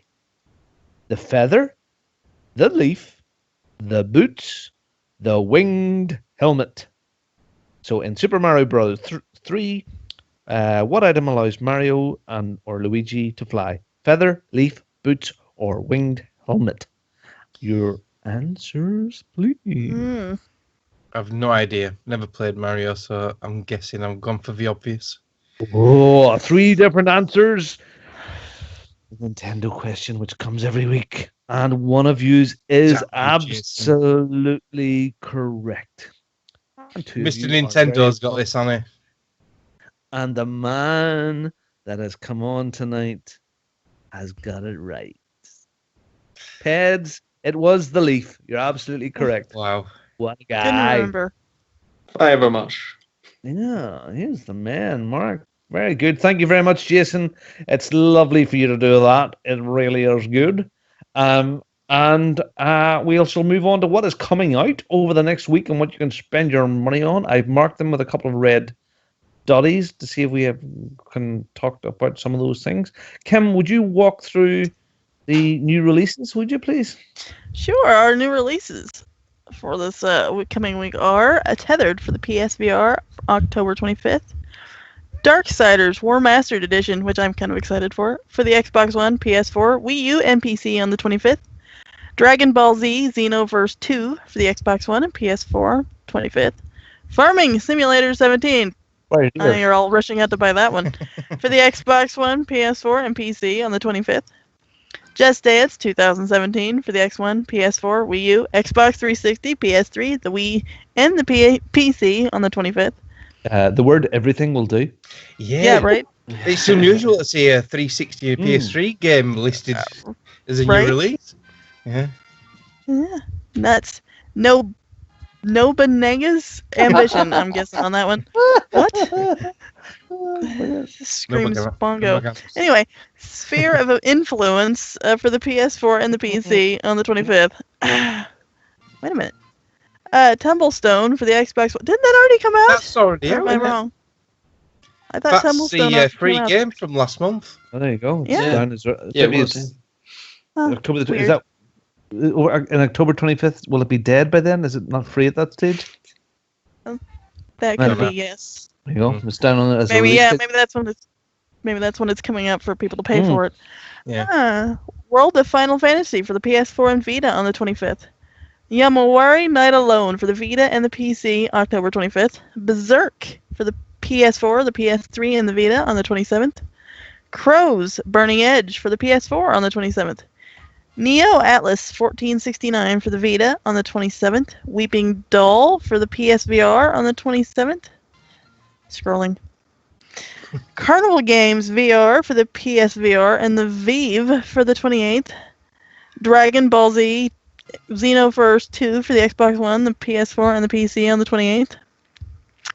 Elder Scrolls V Skyrim Special Edition for the Xbox One, the PS4, and the PC on the 28th. Titanfall 2 for the Xbox One, the PS4, and the PC on the 28th. Anybody getting Titanfall 2? Tempted. Tempted, yeah. I love the first one. Yeah. Yeah, I think Titanfall is getting lost in the wash just right now. Yeah, I'm kind of so much going on. It's just all the PR has disappeared for it. So, and with the big boys, the big hitters out now with Battlefield and COD, very shortly it might get left behind. Yeah. And alrighty. That's us. And because we have Yamawari again, but I'm pretty sure we mentioned that one earlier. So that is our new releases. Thank you very much. There are loads of free games this month on both PlayStation and Xbox. We have talked about them before. The PlayStation ones seem to be better this month than the Xbox ones, but there's still some good games in both of them. So, check those out or listen to last week's show if you want to hear what they were. Yeah. Hopefully by next week we'll know what the next lineup is for November. Yeah. Online community stuff. There's lots and lots of Forza 3 racing going on. The OC Podcast Club is now up to 152 fans, which is fantastic. We're now, earlier on the week, we were 1700th in the world. It's down to 1300th in the world as far as clubs are concerned. So join in. If you see me online playing Forza, jump into my game, please. There's 152 people there. It's kind of crazy that there's that many now. There's also lots of Gears of War 4 Horde going on with the crew. So please jump in with them too. So any of those, if you see any of us online, please jump in and don't be shy. And also talking of clubs, those who have got the dashboard preview facility, there is a new feature called Xbox Clubs, and we do have a club called OC Podcast, and there's also a True School Club which you can join. You can join multiple clubs, so please join up. Just click on it and it'll send a request to us, and then me, Kim, or Robin will accept your request. Do we know when this is coming live, Robin? I don't know. I mean, my Xbox, when I go into the left-hand side at the moment, it's showing a pile of Russian or gobbledygook. Yeah, mine is, yeah. So I'm hoping that the final update, I mean, it was a fall update, so we are right in the middle of fall or autumn right now, so hopefully that's soon. The feature set for the clubs thing looks pretty good for our community, and unfortunately it's not fully functional at the moment, where you can quickly share challenges and bits and pieces. I did share the thing about the orange box onto the club page yesterday or the day before yesterday, and that sort of thing's really good. And for meetups, I think that's cool because really we're doing it through Facebook and different things, and it'd be nice to centralize all that sort of stuff.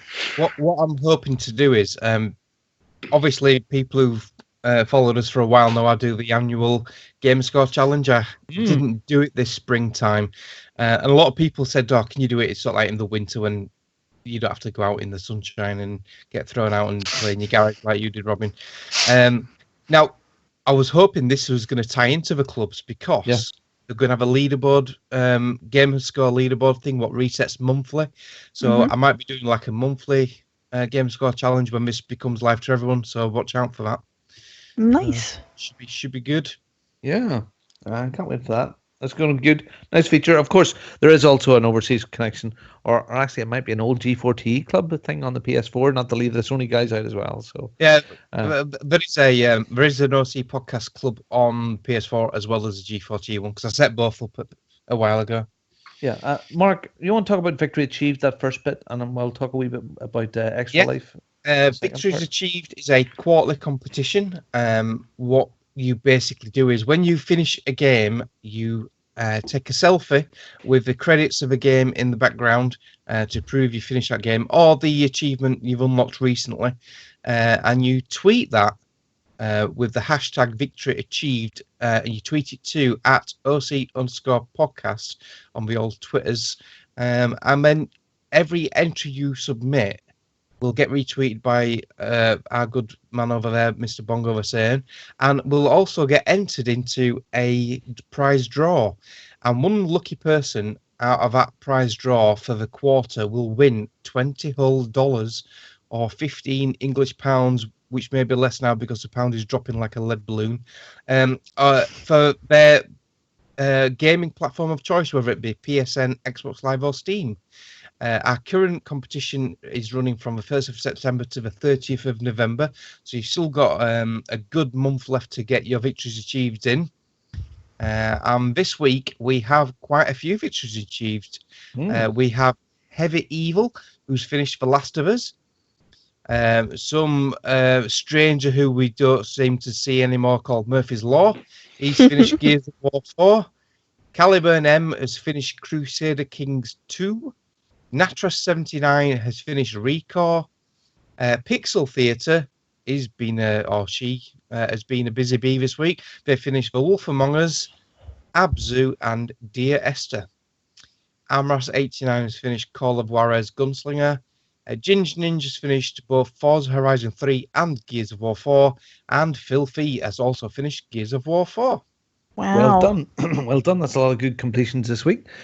And the nice thing about these completions as well as our standard competition, I've been doing something for Extra Life this year. So every time one of those games is being completed, if it's over 4 hours, there's a point given.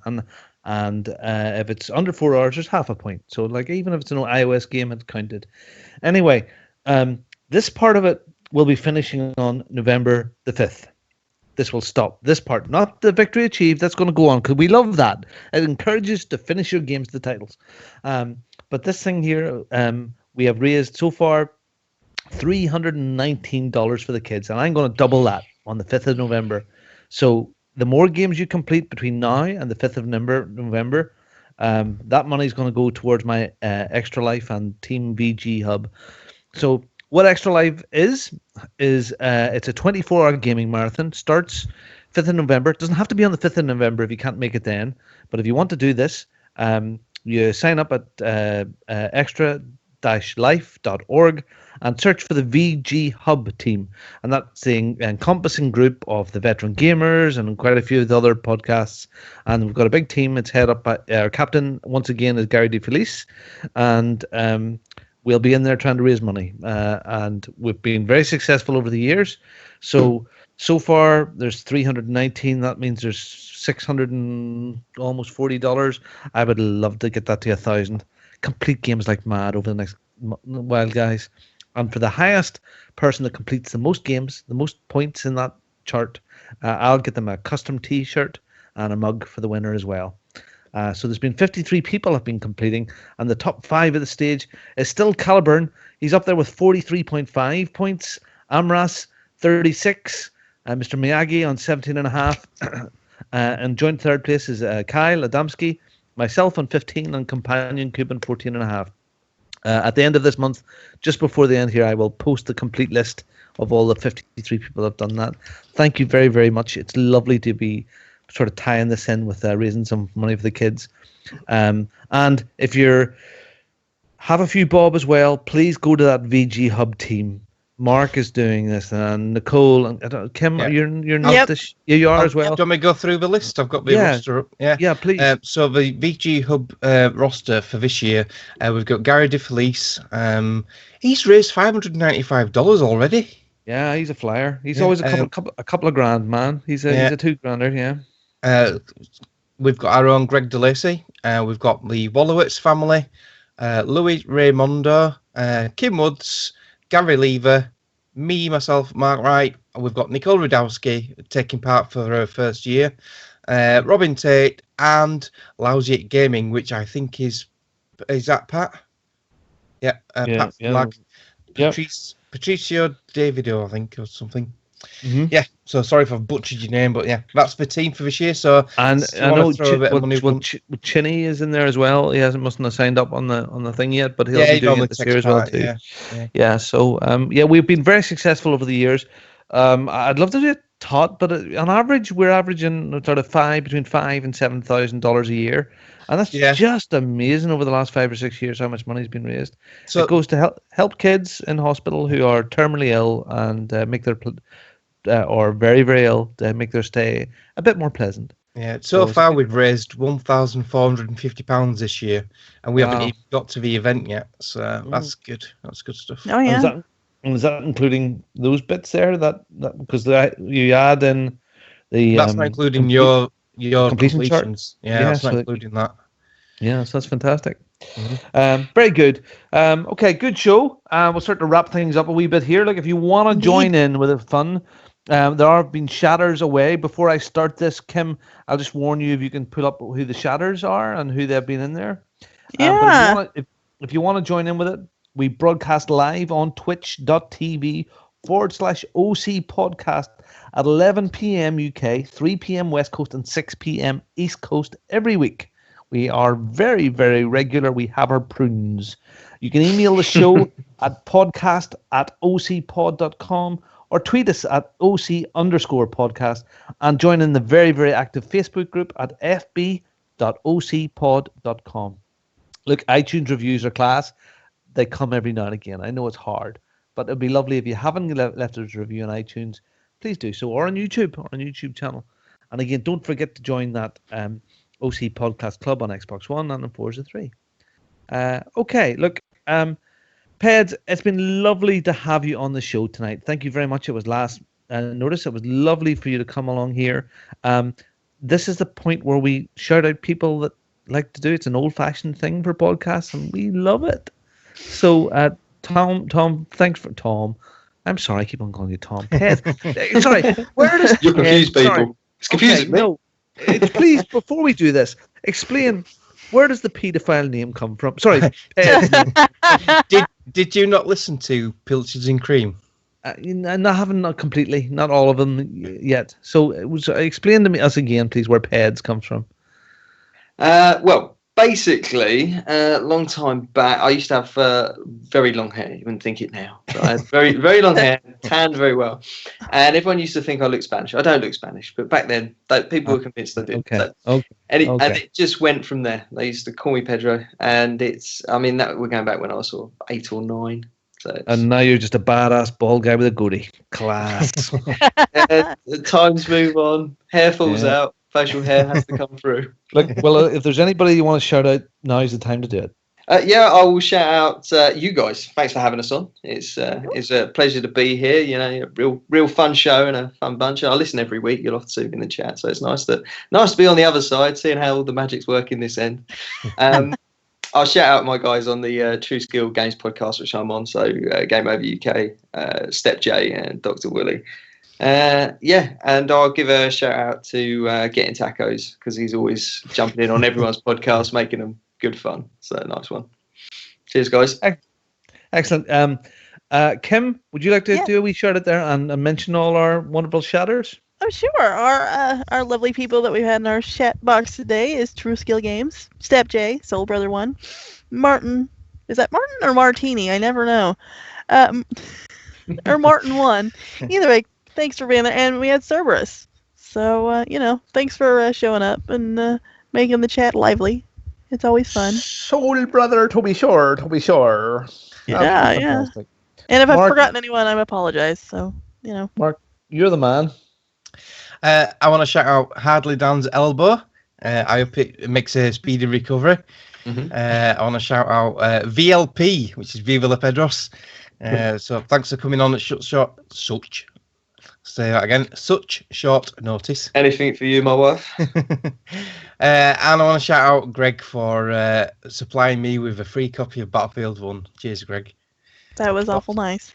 What about you, Robin? Yeah, well, I just want to say, Greg, relationships are meant to be a two-way thing. And it seems like Mark seems to be getting the best of this deal at the moment, Well, so Greg's got the best waiting for him, because the moment he gets a PS4, you're going to get my reach around. He's getting the massive back catalogue I have on the PS4. Oh yeah, that's the best reach around you could ever give him. Yeah, he's gonna have Uncharted 4. He's gonna have Last of Us. He's gonna have I can't remember now. The one that takes 2 minutes. Yeah, The Order 1886. All 15 minutes of it. Yeah. Well, look, Greg, hope you're having a good time. Mark, thank you very, very, very much again for spinning the decks. I know, I really do appreciate that. It stresses you out because you want it to be right, and it has been right, and it's brilliant, mate. Bloodborne, that's the other one. Yes, that one. Yeah. Thank you, Steph J. And yeah, I'm sorry, Martin's just in the chat. He wants to shout out Gamer Girl for getting my name wrong and right. So we're going to leave it. Say it, Martin. No, just leave it. No, just leave it in suspense. No, wrong and right sounds good to me. Yeah. You guys, Peds, Kim, Mark, you are brilliant. I love doing this every week. It's fantastic, good fun. I felt like crap this week, and I always look forward to the podcast either being on or listening. We have a fantastic community of podcasts out there. True Skills, those guys are great. It's good fun.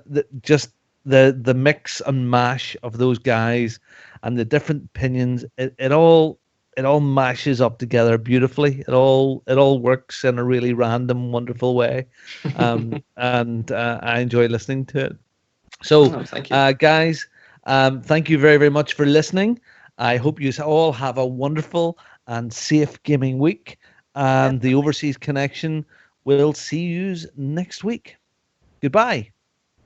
Bye. Bye. Doodles. Thank you for listening to the Overseas Connection podcast.